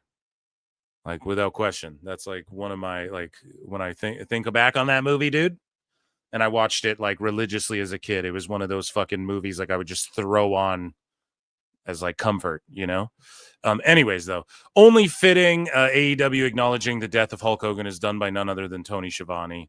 So let's check this out here. Fans, we appreciate you being with us here on Collision each and every Wednesday or each and every Saturday. Don't forget Thursday will be Collision coming up live next week. And it was quite a week for all of us who have been in professional wrestling for a long time with the unexpected death of Hulk Hogan. Hulk Hogan was the man who brought Yeah, good. I want the list. professional wrestling into the mainstream in the 80s and in the 90s, right here on this network, right here on TNT, almost 30 years ago, Hulk Hogan lit the fire that began the Monday Night Wars. And he also put WCW on the cable TV. I wonder if fucking like Tony Khan on the fly was like, oh, quickly say this. Like, I wonder if that's what he did. Right here on TNT. Sometimes we take a look at these stars that are bigger than life, and we forget that they are just like us human. And we forget they have families that care about them. Our condolences go out to Hulk's family, his children, Brooke and Nick, his wife, Sky. And if you've never lost a member of your family, you have no idea what the pain they are going through right now. And believe you me, it is intense. From all of us here at All Elite Wrestling, RIP, brother. Classy. I'm glad they did that. And yeah, just the worst section and just the internet in general are these people who pretend like they're infallible, they're perfect, they're immaculate beings who've never swore, sinned, who've never fucking cheated or lied or done something that they go, fuck, man, I just shouldn't have did that or whatever. There's varying degrees of fuck ups, but at the end of the day, it's just I wonder if Tony called this on the fly, and it's just a classy move for them to say something, but again, they're just going to get shitted on. I'm already looking at it. Immediately I refresh my fucking tab and this is what I see. Chat, it's like too little too late, not even a graphic, just 1 minute of stuff, and not being TK who said it. Tony Schiavone just acknowledged the passing of Hulk Hogan. Thank you, AEW. Heel Lucy thanking them. But yeah, it's just, see, you're going to get people going, no, man, it's not good enough now. You didn't do it right. And it's like, what the fuck, man? There's no pleasing everybody. Tony Schiavone, I think, did a good job there. You know, he was classy about it. He knew the man. I don't think anybody else should have done that but him.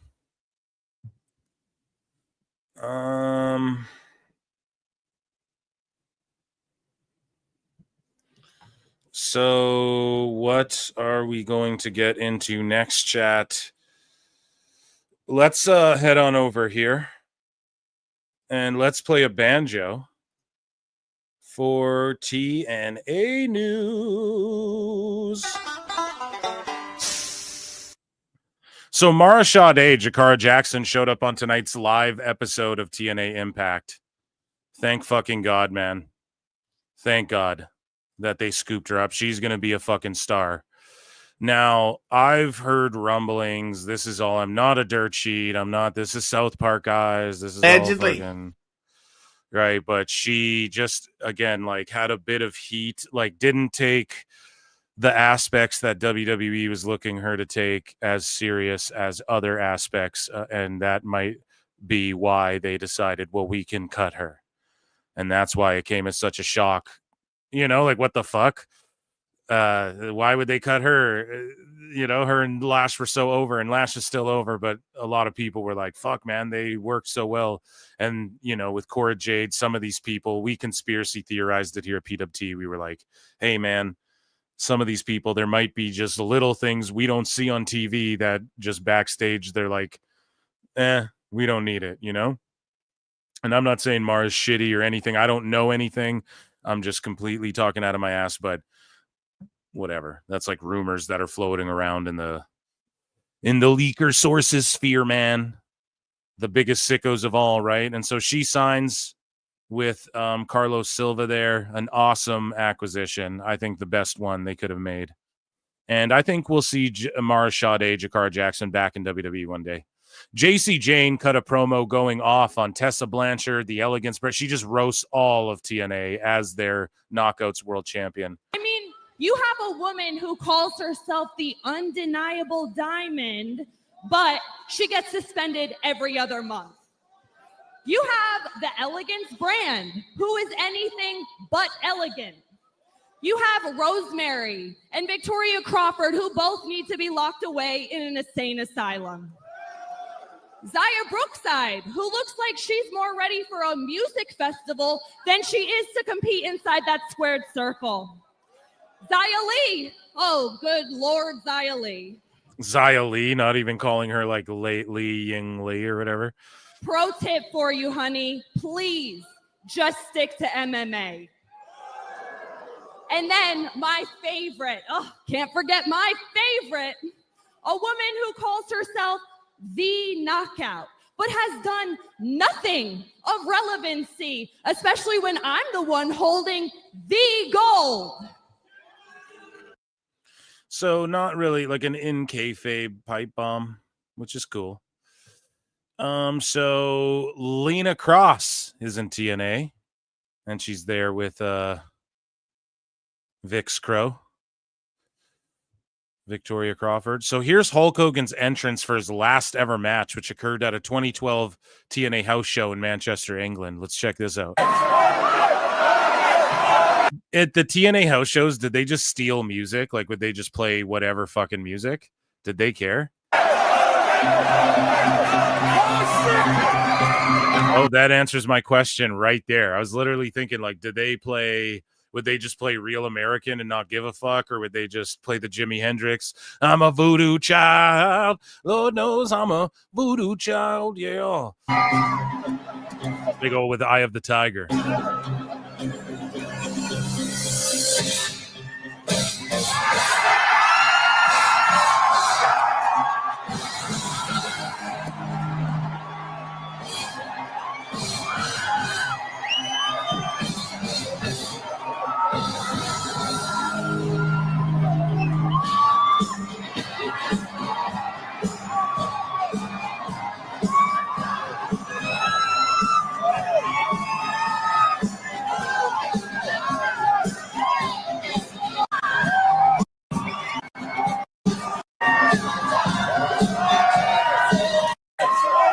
He didn't wrestle in this match, right? Like, what do they mean? His last TNA entrance ever? Or, yeah, it seems like it was a match. Tessa Blanchard defends Hulk Hogan over racialist remarks after his passing. So she caught a lot of heat for this, much like Chelsea Green, but for a different reason. Tessa said, so I wasn't sure I was going to make this video. Honestly, I kind of went back and forth about it because I know how the internet works. I know how fast people are to jump in with their opinions, to twist stories, to follow trends and act like they know everything about everyone. And then as I was thinking, I was like, screw that. That was even a thought in my head during this time. But you know what? Life's too short. It's too short to stay quiet just to protect yourself from that kind of noise. It's true. To live in that kind of fear. So this video, it's not about going viral. It's not about getting the likes or the retweets. It's really just about respect. RESPECT. Find out what it means to me. RESPECT. Suck it to me, suck it to me, suck it to me, suck it to me. She says, in Hulk Hogan, he wasn't just a wrestler. He was wrestling for an entire generation. He brought so many eyes to this business. He made it bigger. He made it brighter. He made it louder. He filled arenas. He got people hooked. He made wrestling feel important to the world outside of professional wrestling. So whether you grew up watching him or not, whether you love him or hate him or fall somewhere in between, if you're a part of this business, you felt his impact. You feel it when the crowd pops. You feel it when you hit the curtain. You feel it in the way this industry even exists the way it does today. She says, now I'm not going to sit here and act like he was perfect. That was Curt Hennig. None of us are, but people love to jump on that, to pick people apart and have their worst day define them for the rest of their lives. That's just it, man. It's a great way to summate it there. And sometimes it's like they forgot the human underneath of it. People are complicated. That includes me. That includes him. Not one of us gets to decide who's good or bad, like everything we hear is automatically fact. That's not how real life works. And if you've ever been misunderstood or judged by people who never really knew you, then you get it. Some people only want to talk about the worst version of someone, and I'm really not interested in that. I'm here to talk about the parts that mattered, the parts that changed lives, the parts that made this business what it is today. You don't have to agree with someone's life or what they've done to appreciate the mark they've left behind, and you can honor a legacy even if the story isn't perfect, because none of our stories are perfect unless your name was Curt Hennig. I added that last part. So she says, so to the people turning his death into a trending debate, y'all can miss me with that right now. It's about respect. It's about giving his family space to grieve. It's about remembering that at the end of the day, Hulk Hogan gave his life to this business and he undeniably changed it forever. So rest easy, Hulk. Thank you for everything that you've given us. So there you go, man. An impassionate statement there. Slamversary, they announced TNA Slamversary Fade to Black, the end. It's just the beginning. A bunch of fucking sickos are like, oh, they're selling to WWE. Well, no, what it is a first of its kind cinematic experience that fuses the rawness of live sports with the emotion and spectacle of professional wrestling. It premieres Monday at 7 p.m. exclusive on TNA Plus. Subscribe here. Let's just take a look at this trailer. And don't snipe me, Anthem. Fuck. Scroll down. I'll make it little. There's a moment right after the final bell rings. I think there's like a documentary aspect to this or something. When the noise dies and the silence sets in. No entrance music. No time to waste, no cheap excuses. Just the truth. The ground is shaking, the skies are moving. Your heartbeat. Your regrets. And the weight of what. Oh, they're pulling back the curtain. TNA Unreal. You gave. So funny how the show's literally called TNA Unreal and then Meltzer's melting down. Like, they literally tell you it's not real, dude. And what you lost. In the name of the show. No. On July 20th at UBS Arena in New York, a statement was made. And when a statement's made in this city, the world listens. Slamversary wasn't just the biggest night in TNA wrestling history. It was a collective mission to earn back everything this brand has fought for.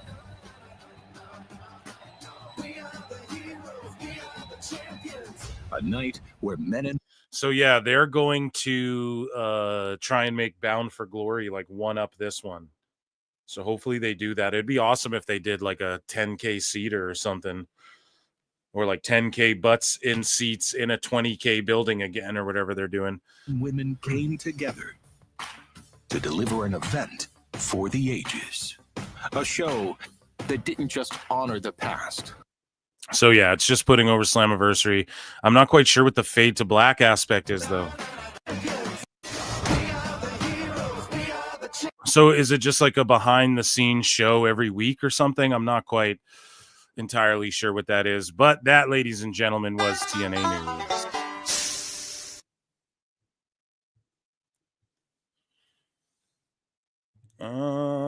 Okay, so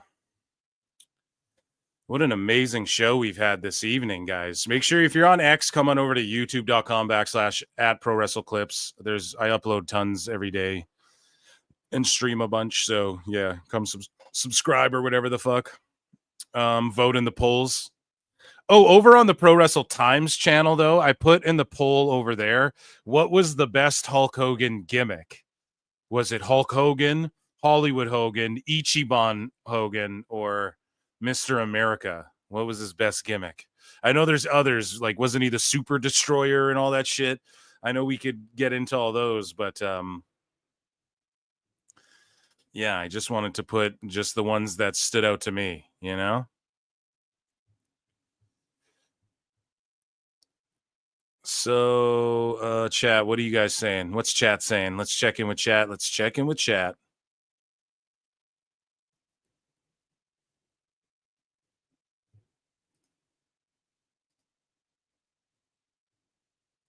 And we will go over here.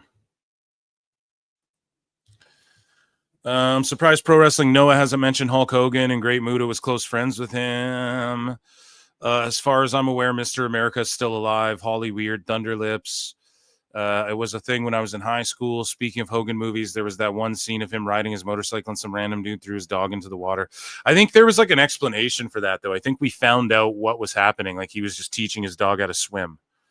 Like we found that out. Some fucking YouTube channel or something dug it up. Always felt bad for him a few years later. Isn't Fade to Black one of Frankie Kazarian's finishing moves? Sure. Let's scroll up a bit. I thought laser discs were the future. It's because beta, well, better video quality. Okay. TNA is better than AEW. Yeah, a lot of people agree with that. Lucha Bros run on TNA was awesome. I fucking agree, dude. It was so good. Okay. I love Santa with Muscles, Mr. Nanny. Those were my favorite movies of all time. Oh, come on now, Eric. We're going to convolute that list, bro. Ladies and gentlemen, do we do it? Do we do it right now? We should do it right now. Ladies and gentlemen, Chris Jericho. I look and see it's not just me. So many others have stood where I stand. We are the young, so raise your hand. They call us problem child. We spent our lives on trial. We walk an endless mile. We are the youth gone wild. We stand and we won't fall. We're one and one for all. The writing's on the wall. We are the youth gone wild. Let me get wild. Yay!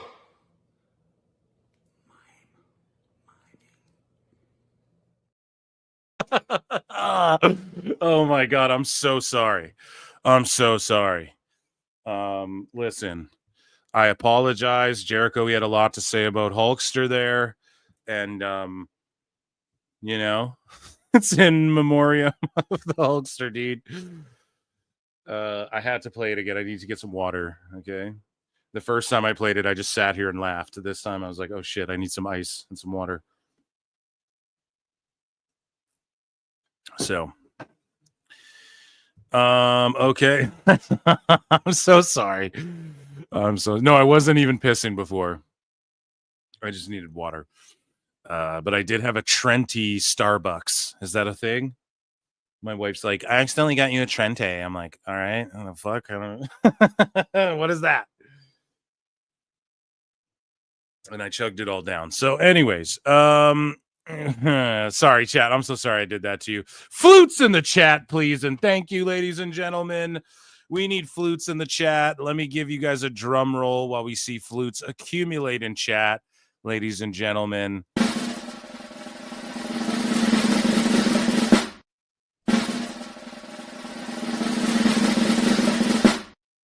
I better see flutes coming in the parade.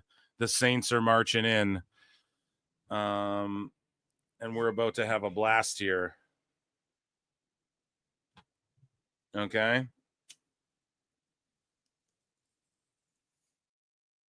Where's the flutes? I love to see them all. It powers me up. It gives me the power. Ladies and gentlemen, it is time for everybody's favorite segment, and it is called Dave Meltzer's Dumb Moment of the Week.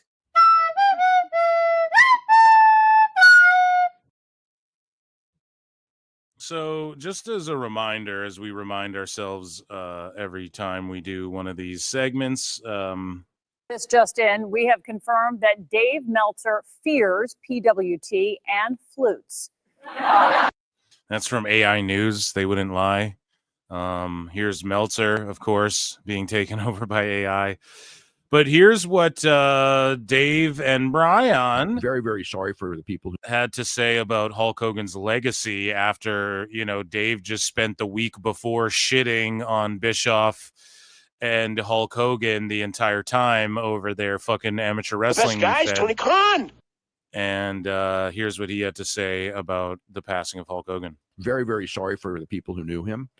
And, he changed our lives. I heard from people this morning who are absolutely not wrestling fans and were just like, oh my God, Hulk Hogan died. Yeah. Strictly the professional wrestling business.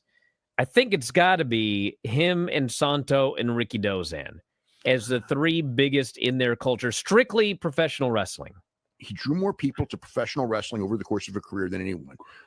More than Santo. Ricky Dozan was in smaller arenas and not as long. He was a catalyst for the 80s.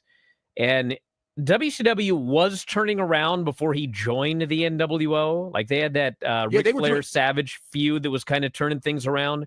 But when he joined the NWO and that thing exploded, I mean, that's really, Vince had to fight back hard, which really led to the boom and WWE taking off. So really, he was responsible for the 80s and 90s boom. Right there. Boom. They just very, very sorry for. He brought the boom, no fucking Rizzler or AJ or whatever. So here's Brian Alvarez. Brian, he was on ABC talking about Hulk Hogan here, which if you saw his post about, he's like, I'll be on ABC.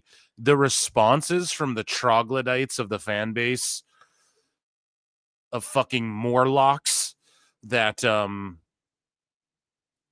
Brian and Dave have cultivated just is incredible. It really is just really, truly a gross fucking fan base. I'm not going to lie. For more on this, I want to bring in professional wrestling. He's like, I'm going to be talking about Hulk Hogan on ABC. And they just, every comment underneath was like, fuck that guy and all this shit. It was like, whoa, man. Wrestler and radio host Brian Alvarez to talk more about Hulk Hogan. Thank you so much for joining us, Brian. Inside and outside of the ring, what did Hulk Hogan mean to you? Well, Hulk Hogan was pretty much without question the most famous wrestler who has ever lived.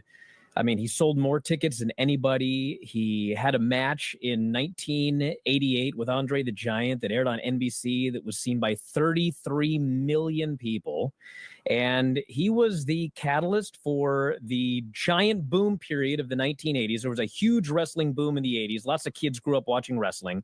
And there was a second boom period in the mid to late 90s. And he was the catalyst behind that one as well. So as far as like the pantheon of wrestlers who have ever lived, I mean, maybe with the exception of Dwayne Johnson, because he ended up being like the biggest movie star in Hollywood for several years. I mean, Hulk Hogan's the most famous wrestler who ever lived. Definitely remember him. Late 80s, early 90s. He had lunch boxes. He was on T-shirts. He was everywhere. He leaves behind quite the Everything. legacy. Yeah. What are some of your favorite Hulk Hogan moments and memories? Well, it's funny because when I was a kid, my sister loved Hulk Hogan, and I didn't like wrestling at all. And I hated Hulk Hogan. She had a Hulk Hogan poster. I didn't want to see it. But I had a grandmother moved up from Mexico who spoke no English, and she would just keep saying, "Lucha, lucha." And I asked my dad, like, what does that mean? And he said she wants to watch wrestling. And so I just turned on WWF, and I didn't want to watch it, but I had to sit with her and watch it. And Hulk Hogan was all over it. And it wasn't long before I was gung-ho, like solid into wrestling. And I pretty much loved it my entire life. It's been my career. And I mean, I wouldn't be here right now. And I'm sure a lot of people watching this with memories of Hulk Hogan. I mean, they grew up with him. It's pretty funny that he wasn't he just detested Hogan, and then he still got won over by Hogan. That's the effect pro wrestling has on people. I swear. The part of their life. And like, as you get older, that's why older people like it. Cause it's like, okay, it's an intelligent thing. Like, we watched a retro throwback clip of a bunch of fans outside of a Mania, and this reporter's asking them, like, it's a work, it's fake, right? And they're all like, so it's unique, like, it's intelligent. Who the fuck posted? We saw that article too, where it said that WWE fans are the most intelligent fans of all sports fans or whatever. I don't know how legit that was, but how fucking funny is that? So many years, and so many people, their first memory of, because you got to be smart to suspend disbelief, wrestling was something involving Hulk Hogan, whether it's the Andre match at WrestleMania 3 or Hulk Hogan and the Ultimate Warrior at WrestleMania 6 or the NWO in the late 90s. I mean, if you're over the age of probably 25, 30, and you're a wrestling fan, I mean, Hulk Hogan was a centerpiece of that. Oh yeah, absolutely. And Hulk Hogan was viewed as this guy with such a big ego, right? Taking creative liberties with storylines throughout his career. How is he perceived specifically within the wrestling world? And you're in the wrestling world, so how do you see him? I mean, it's been different throughout the years because obviously in the 80s, he was such a huge star that if you advertised him for a show, you were going to draw another 4,000 Alvarez in the wrestling biz just because Hogan was on the card. And so the wrestlers were paid based on how many people showed up. And so like all the wrestlers were like, they were fine with Hogan because Hogan was making everybody a lot of money. Especially me, Brian. And then in the 90s, and Dave, we're going to show his ego flexing. He's got just the worst ego. And he's like, nobody was covering wrestling. Like, he, in his mind, blew up wrestling. It wasn't the wrestlers. It was him talking about it in his newsletter. I swear that's what he thinks. You had these guaranteed contracts, and so it was a little bit different. You weren't getting paid so much if Hogan was there. And there started to get some bitterness towards Hogan because he just kept trying to stay on top. And, it was time for him to step aside and let new people come up, and it didn't happen. And then obviously in more recent years, he had a lot of personal issues, and there was a very famous tape that got leaked where he made some racial slurs. And, there were a lot of wrestlers because he kind of had a meeting with everybody where he was supposed to apologize. But his apology was kind of like saying, you guys got to be careful with what you say because you never know where there are going to be cameras or recording. This is just like dirt sheet Mark shit. This isn't what she asked, bro. Jesus Christ. He's giving like a dirt sheet Mark recounting of this fucking story that the Observer put out that who even knows if it's real or not. And like, this isn't what she asked. You just say he made racial slurs, and then and so a lot of the wrestlers, like some of them chose not to forgive him, which is their prerogative. And the majority of them, there was an outpouring of support for him, which is their prerogative as well. So it just depends in what era, but overall, he's the greatest of all time. I think that sentiment can be accepted across the board. Boom. I just answered. You're giving her some dirt sheet fucking, there was a meeting and we have sources, Brian. I mean, Dave.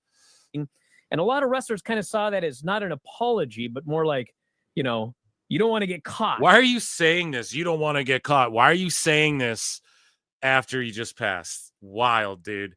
had to go this. I was like, damn, I wasn't piping in a lot. You guys noticed, because I'm not going to roast Brian when he's just talking about Hulkster after the man passed. I'm not a morbid fucking monster. Okay. Now he's doing this where it's like, oh, you just had to go sicko mode on fucking ABC News Live. And so in recent years, you know, there were a lot of wrestlers who weren't the biggest fans of Hulk Hogan. He obviously still had a lot of friends in the business, and I'm sure we'll be hearing from all of those people. But, you know, he definitely had his demons. You know, he had his on-screen persona, which changed the business and was, you know, largely a positive for wrestling, although at other times a negative. And he at what times? Oh, well, they should have kept the belt on Bret Hart instead of Hogan against Yoko or whatever the fuck. Like, what are you talking about, man? Like, what did he ever do? That doesn't work for me, brother. Yeah, the finger poke of doom and all that shit was fucked up. But at the end of the day, man, like, they had WWE on their back fucking foot at one point. And he tried to keep himself on top, but it never like hurt the business, him being around it or anything. That's just the markish sicko shit to say. I mean, yes, if you're like knees deep into it, that him be with the old, that doesn't work for me, brother. Like, yeah, that shit you sort of detest as a fan, what could have been. But I mean, there's a reason the NWO came back to WWE as well. There was money in that. There's a reason he turned red and yellow again, because there was money in that. Like, it never hurt wrestling for him to do any of the shit he did. I don't think. Like, maybe the whole thing with Jeff Jarrett, yeah, but also like how much of that is on fucking Jarrett and Russo and yes, Jarrett just laid down and took the pin. But at the same time, that was fucked of him. You could just give Jarrett as much criticism, like he should have wrestled a fucking match like a professional and then did the job like the normal way, you know? Because you look like a putz either fucking way. So why not at least like get yourself over against Hogan in that match and maybe garner some new fans before you just lay down? Like, that's shitty on his part too, just being honest. So, oh, come on, that's not very fair. I do a show with him, Phil Marks. I'm the mortgage guy. had, you know, Terry Bollea. Who, that's not very fair. There were people that didn't necessarily like Terry Bollea personally because of some of the things that he had said during his life. Yeah, and you're absolutely right. Certainly had a number of different personas. But Brian, we do appreciate your time and sharing your. See, she's like, yeah, he did have a bunch of different personas. She's like, he just spent his time talking about that bullshit. She's like, I want to talk about Hollywood Hogan and shit, dog. So whatever. Brian was trying. So Dave Meltzer, he's just been studying the OF business. And he says, multiple women are planning to quit pro wrestling due to the amount of money they can make on OnlyFans. Or OF, sorry, fucking YouTube. Here's the thing. He is looking at one example, and now he's saying a bunch of women are looking to quit. Like, he's just adding this extra. He does this all the time. He says things like, I watch wrestling with people who don't really like wrestling, and they love the lucha stuff the most. Casuals love lucha and shit like that. He just extrapolates like shit that isn't there. But one person in pro wrestling. So he goes, yeah, multiple women are planning to quit. One person in pro wrestling noted. So where do you extrapolate multiple? A path that will become more common in female wrestlers will build a fan base within pro wrestling and launch an OF. I think Dave's like fantasy mark booking here and just inventing, like no one talked to him. And if they all do it, it saturates the market as well. So Dave, it's every girl builds a bit of a platform and then does an OF ultimately. Like all of these fucking chicks do it these days. So, and people aren't really getting booked on the indies. And the reason Dave is going to try and focus on this is because he doesn't want to admit that Tony Khan has inflated the fucking indie rates. And I've seen with my two eyes, man, I've seen fucking DMs that wrestlers have got from indie promoters fucking chapped about TK. All right. So I ain't about to sit here and even play that fucking game, dude. So he'll probably put the focus. Well, I mean, it's not like he's wrong, but this is just in every avenue. Dave just says shit like he's the first to discover, people are going to use wrestling to then go into OF. Okay, Dave, wait for 6 months or a year. Okay. And then she'll know her real figures. And then you can figure out if you'd rather just do that than wrestle, you know? But for now, relax. Stop giving. I know you want all these girls. I know you like talking shit about them, Dave, and shitting on women's wrestling, but you want them to all go have OFs. You're subscribed to all of them. I have to. It's for journalism purposes, Brian. Right? But shut up. Cora Jade reportedly told people within pro wrestling that she made more money on OF than any female wrestler made in the last month. Yeah, no shit. So did Mandy Rose. Who gives a fuck? They all didn't jump at it then. You're just like trying to encourage people to do some shit, Dave. I'm sussing you out, dog. So the Observer says WWE and Travis Scott have had a full falling out. This is why it is open season for WWE talents to knock the rapper. Who is knocking him? Who's knocked him? Other than heels who knock everyone anyways, or people who just say what they want in their promos anyways. I don't know if there's a full falling out, but Travis Scott's one of these guys that like won't show up to court dates and shit. So I highly doubt, like, he'll be on parole, then he's like spotted on a private plane in another fucking country with a Kardashian or whatever. So he doesn't give a shit, and he just wants to come out whenever he's willing to show up and do whatever he wants. So you either got to work with it that way or just not have him involved. So Dave had this to say. Well, the Observer newsletter said Scott was also originally planned to be the celebrity guest character in 2K25's first DLC pack. Yes, which it's funny that, again, we talked about this on PWT like a month ago, and Dave is just catching on now, but was eventually replaced by El Grande Americano. Travis Scott was scheduled to be, the celebrity surprise that was to be revealed this month in the DLC, downloadable content. Yeah, Dave, you don't have to say he was to be part of the DLC downloadable content. Just say the DLC or the downloadable content. What you're saying is downloadable content. So Scott and WWE had a full falling out, the nature of which hasn't gotten out yet, but it's why it's open season to knock him. The decision was made for El Grande to take his spot. Plus, Aleister Black has been the person to replace Scott as far as the WrestleMania pack, even though Black was not at WrestleMania. Yeah, so they just added Black last minute to the game. Dave, it's not always about like who was there and shit, but that is a point. But they just stuffed that in because they fucked up with the celebrity replacement. That's all it is. And they have Aleister Black's taunts and moves, and his scan is still, they have it. And they have kept his moves and shit in the game. So it was easy for them to just quickly add him to the game, Dave. Okay? And yes, Americano is replacing him because they announced a DLC. And I don't know, we covered that all here on the show like way back. But I don't think Scott, or like, how does that make sense? As far as the WrestleMania pack, yeah, they just hooked people up with Black because they were like, we fucked up. Because we have released like 3 DLC packs and we still didn't give you the full first pack or the full 41 pack or whatever the fuck. Okay? So it is what it is. Maybe Dave's onto something, but I don't know. Maybe there is. It seems like there is like a full falling out, but he's like, it's open season. Who's been taking shots at him?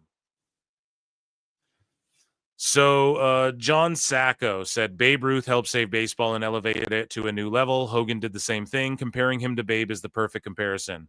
And then Meltzer says Hogan didn't save wrestling. Of course, Dave, you did with your fucking newsletter, huh? I quote tweeted this. I said, of course he didn't. Tony Khan did in 2019 with the inception of AEW. Like, come on, man. Someone find me the quote of Dave saying, oh, I mean, Tony pretty much saved wrestling. I promise it's out there. The best guy is Tony Khan. I'm willing to bet money it's out there in the ethos somewhere where he's attributed Tony Khan with that. So Meltzer said what says, listen to this shit. We're here. Let's watch some funniness, and then we'll get to Dave here. He's got a big one, a big whammy we want to say for the end. You're a big boy, aren't you, sir? Yeah, I'm a big boy. That's a big boy, sir. I'm a big boy. I took a big boy poop. Oh my God. The IWC is fucking cooked, dude.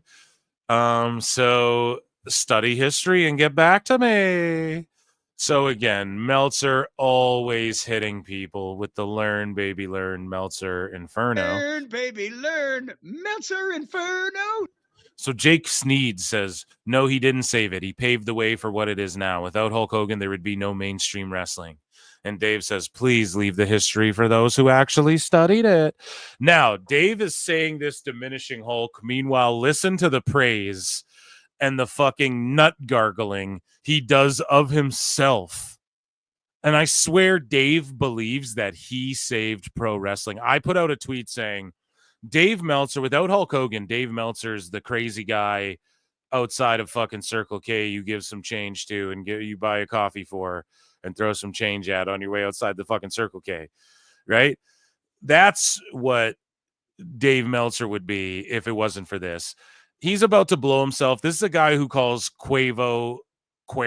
I almost called him Cuervo too because like that's his name now because it's so funny, right? This is the guy who calls Mahomes Patrick Mahomes.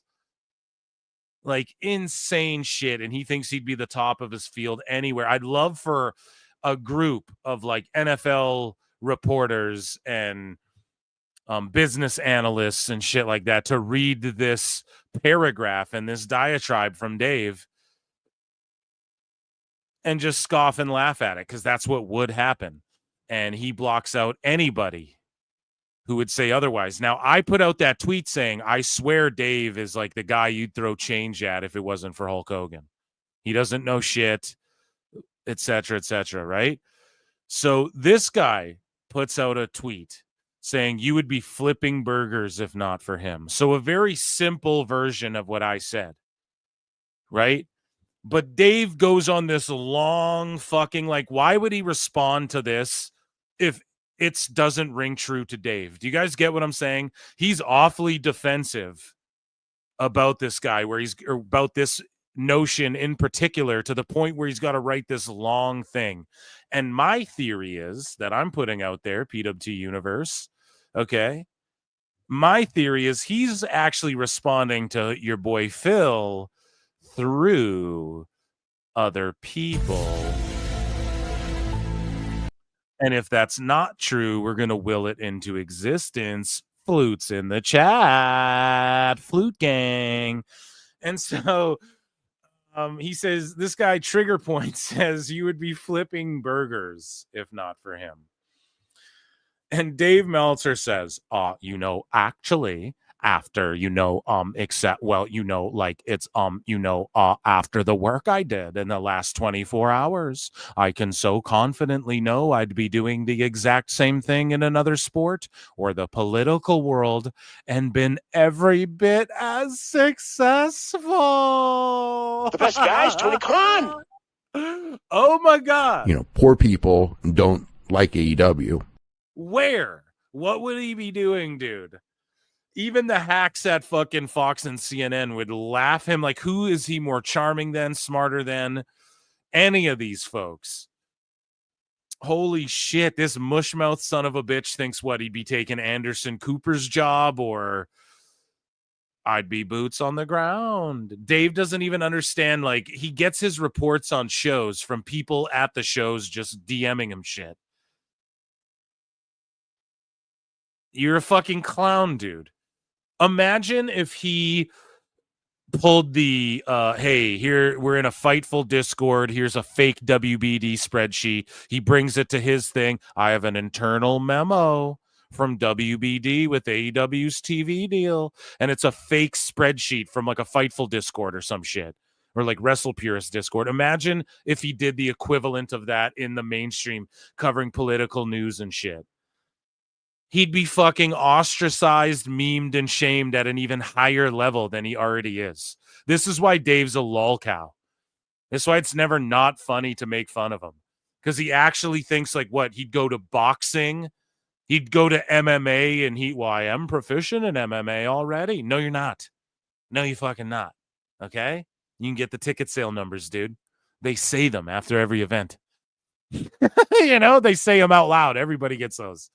Like, come on, you wouldn't even, what would he do? Basketball? Like, come on, dude.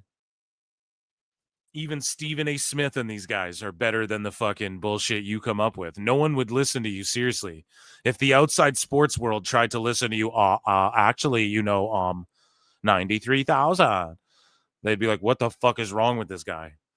So listen to Meltzer glaze Meltzer, dude. He goes, I was blessed with certain gifts, and wrestling has nothing to do with any of them. Dave, you're legitimately, this is a literal factual statement. You are a terrible writer. You're a terrible fucking writer. We've compared Jim Cornette's writing and your own fucking newsletter compared to yours. You're a terrible writer. That's just a fact. Everyone agrees on that, okay? You are a terrible orator, okay? You're not funny. You're not witty.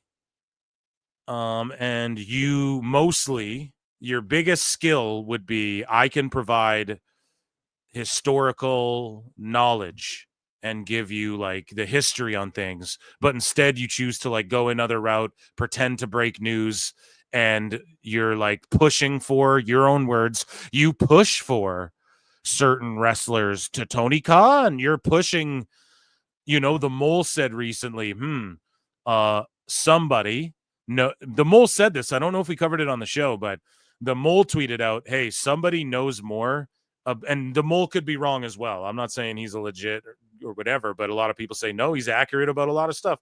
So the Mole put out there, hey, someone in book like knows more about booking than the writers. Like someone is reporting shit in the IWC, stuff that like I don't even know yet. So that means he has to be talking creative with the boss man. And people asked him, flutes? And fucking he responded with a flute emoji, right? How funny is it too? This is how funny PWT and Phil Marks is, dude. I made Meltzer synonymous with a fucking emoji. He's been doing this for 50 years. I made him synonymous with an emoji on your phone.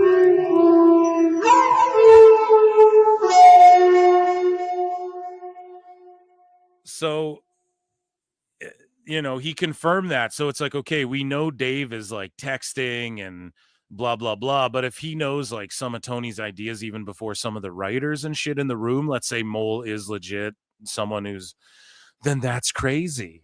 That's madness. Now, a lot of us have already assumed that anyways. And that's why he's so invested in AEW. Like Tony Khan sank billions into Dave Meltzer's idea of what wrestling is.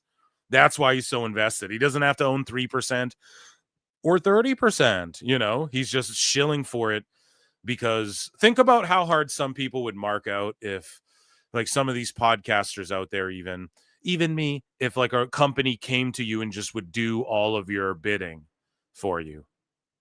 And then all you have to do is just glaze them. Like so many would jump at the opportunity. And if Dave has a hand in like, I think this would be an idea that's really good. And then Tony like listens to that seriously over like real people in the business, then that's fucking crazy. And that just confirms everything we thought. So anyways, though, Dave, you call people their wrong names all the time. Patrick Mahone, as you get laughed out of the building. The gifts you're blessed with, you're not good at the things you do. You write about wrestling and you're not a good writer. You talk about wrestling and you're a mushmouth magoo. So I really don't know what you think you're so good at. I was blessed with certain gifts. I've had this too from dirt sheet writers. I'm the best in the world at doing this, at what I do. It's just these sheet writers have the most out of whack egos of any group of people I've come across. Truthfully, man. But anyways, Dave goes on to say, this wrestling journalism thing didn't exist in the manner I do it before me. Put some respect on my name. Bird gang in this bitch. Brian, put some respect on it. It's so funny. He's like, I started this gangster shit, and this the motherfucking thanks I get, Brian? Right? He's like, this shit didn't exist in the manner I do it before me. Here's the thing, though, Dave. In what way? You're right. The newsletter, recounting the matches, rating them, etc., etc., etc. This new wave didn't exist before me. No, it definitely did. But I just take the ball and run with it. You know what I'm saying? But it's like, maybe not in this form that I do it, but I think we're part of this new wave, right? But Dave is, I think, behind the fucking times, but he is right. He did grandfather a lot of these people, for sure, 100%. So he's not wrong about that, but I think he thinks that he had more to do with wrestling getting popular than Hulk Hogan even. Or maybe I'm just adding that because I don't like Dave. But either way, I digress. He says, and if you actually read the issue I put together as quickly as I did, you deep no realize that. Yeah, maybe if you didn't put it together so quickly, it wouldn't be so sloppy and shitty. That's the other thing. Like, oh man, this fucking newsletter, it came out and it's just thrown together slop. And it's not properly fucking proofread or anything. Just like this tweet. And like you did a double space. You don't start the sentence with and. That's like a rare thing you do. Okay, Dave? So again, you're just showing like you're not good at what you do after saying you're so good at what you do. And you said, and if you actually read the issue I put together as quickly as I did. If you actually read the issue I put together as quickly as I did, you deep no realize that. You deep no realize that, chat. Holy fuck, man.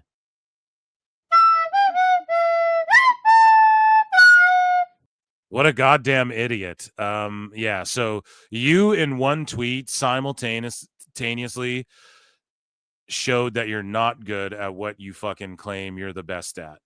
Okay. And it's hilariously ironic. You always put your foot in your mouth.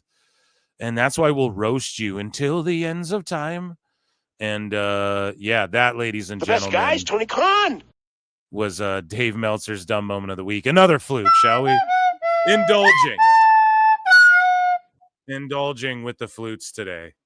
Let me check in with chat, man. You guys have been going hard. What an amazing Dave Meltzer dumb moment of the week. I will check in with chat here.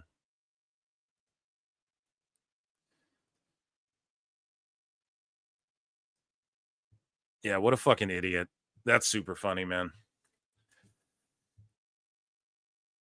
Doesn't even proofread his fucking tweets, let alone his newsletter. Okay, let's see what chat's doing over here. I'm trying to get something queued up. Queued up, fire it up. At the ends of time, we're gonna burn it down.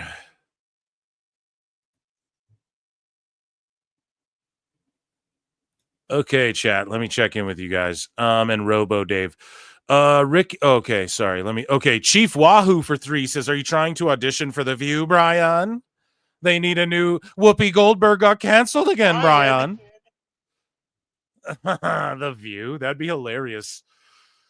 George Capture for 5 says Dave actually said that if he wasn't doing wrestling, that he would have been a top NFL sideline reporter. I know. And then he goes, Mahones.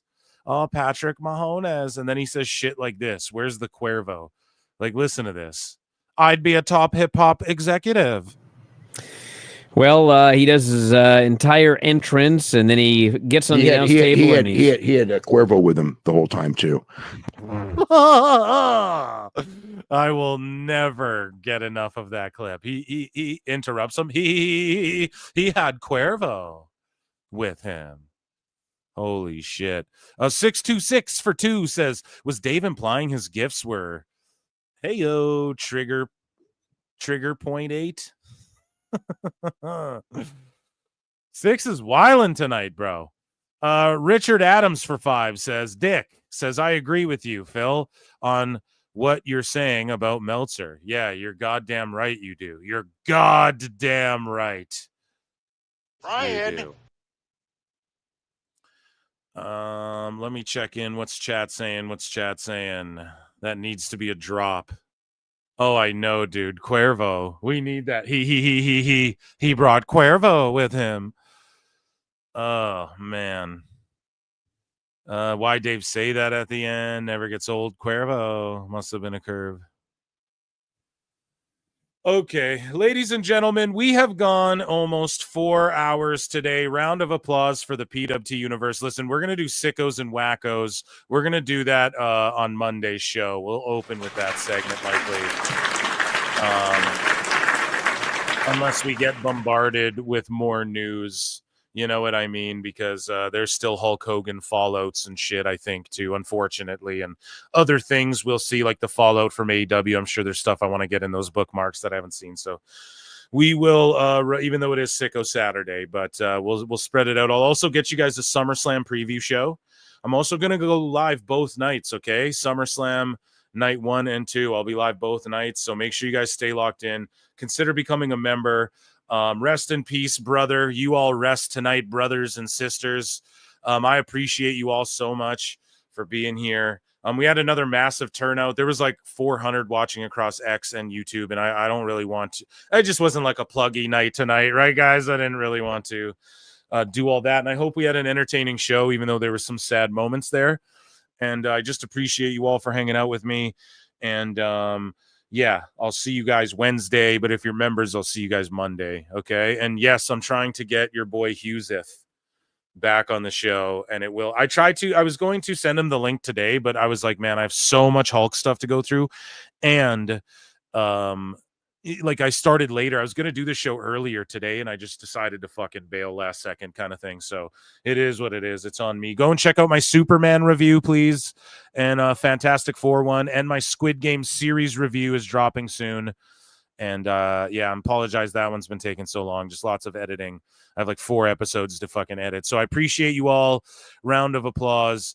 R.I.P. Hulkster, man. And Hulkster, we won't see you in the Upside Down, brother. We will see you on the greatest stage there is, those heavenly gates, brother. And I leave you with Hitachi Flow, ladies and gentlemen. Thanks for being here. Take care of each other. Peace. Sunday, Monday, Tuesday, Wednesday, Thursday, Thursday, Friday, Saturday, Sunday comes again.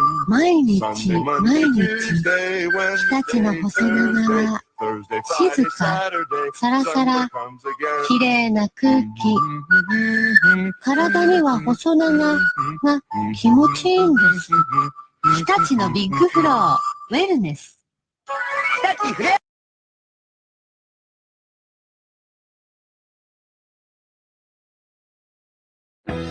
We don't want to make false accusations here on the program, Brian. We do not want to accuse people of behavior, either unsavory behavior, possibly criminal behavior, certainly behavior that shouldn't be imitated. We don't want to do that if they're not guilty of it. If you want outlaw mud shows, you know just where to go. Tony Khan. And a Game 6 is far more likely than a Game 7. And actually, there was only a 28.1% Well, chance. it's kind of shot out, got diarrhea of the mouth. Tony Khan. So, but the series was going on, 28.1% chance. So about He just lies and he cries, might be high on cocaine. People on Twitter are calling Tony Khan either Tony Yayo, the cocaine cowboy, or Herb Abrams Jr. I don't think it was Coke, but let's go back to this. If you love New Japan, there's no bigger fan than Tony Khan. Whoa.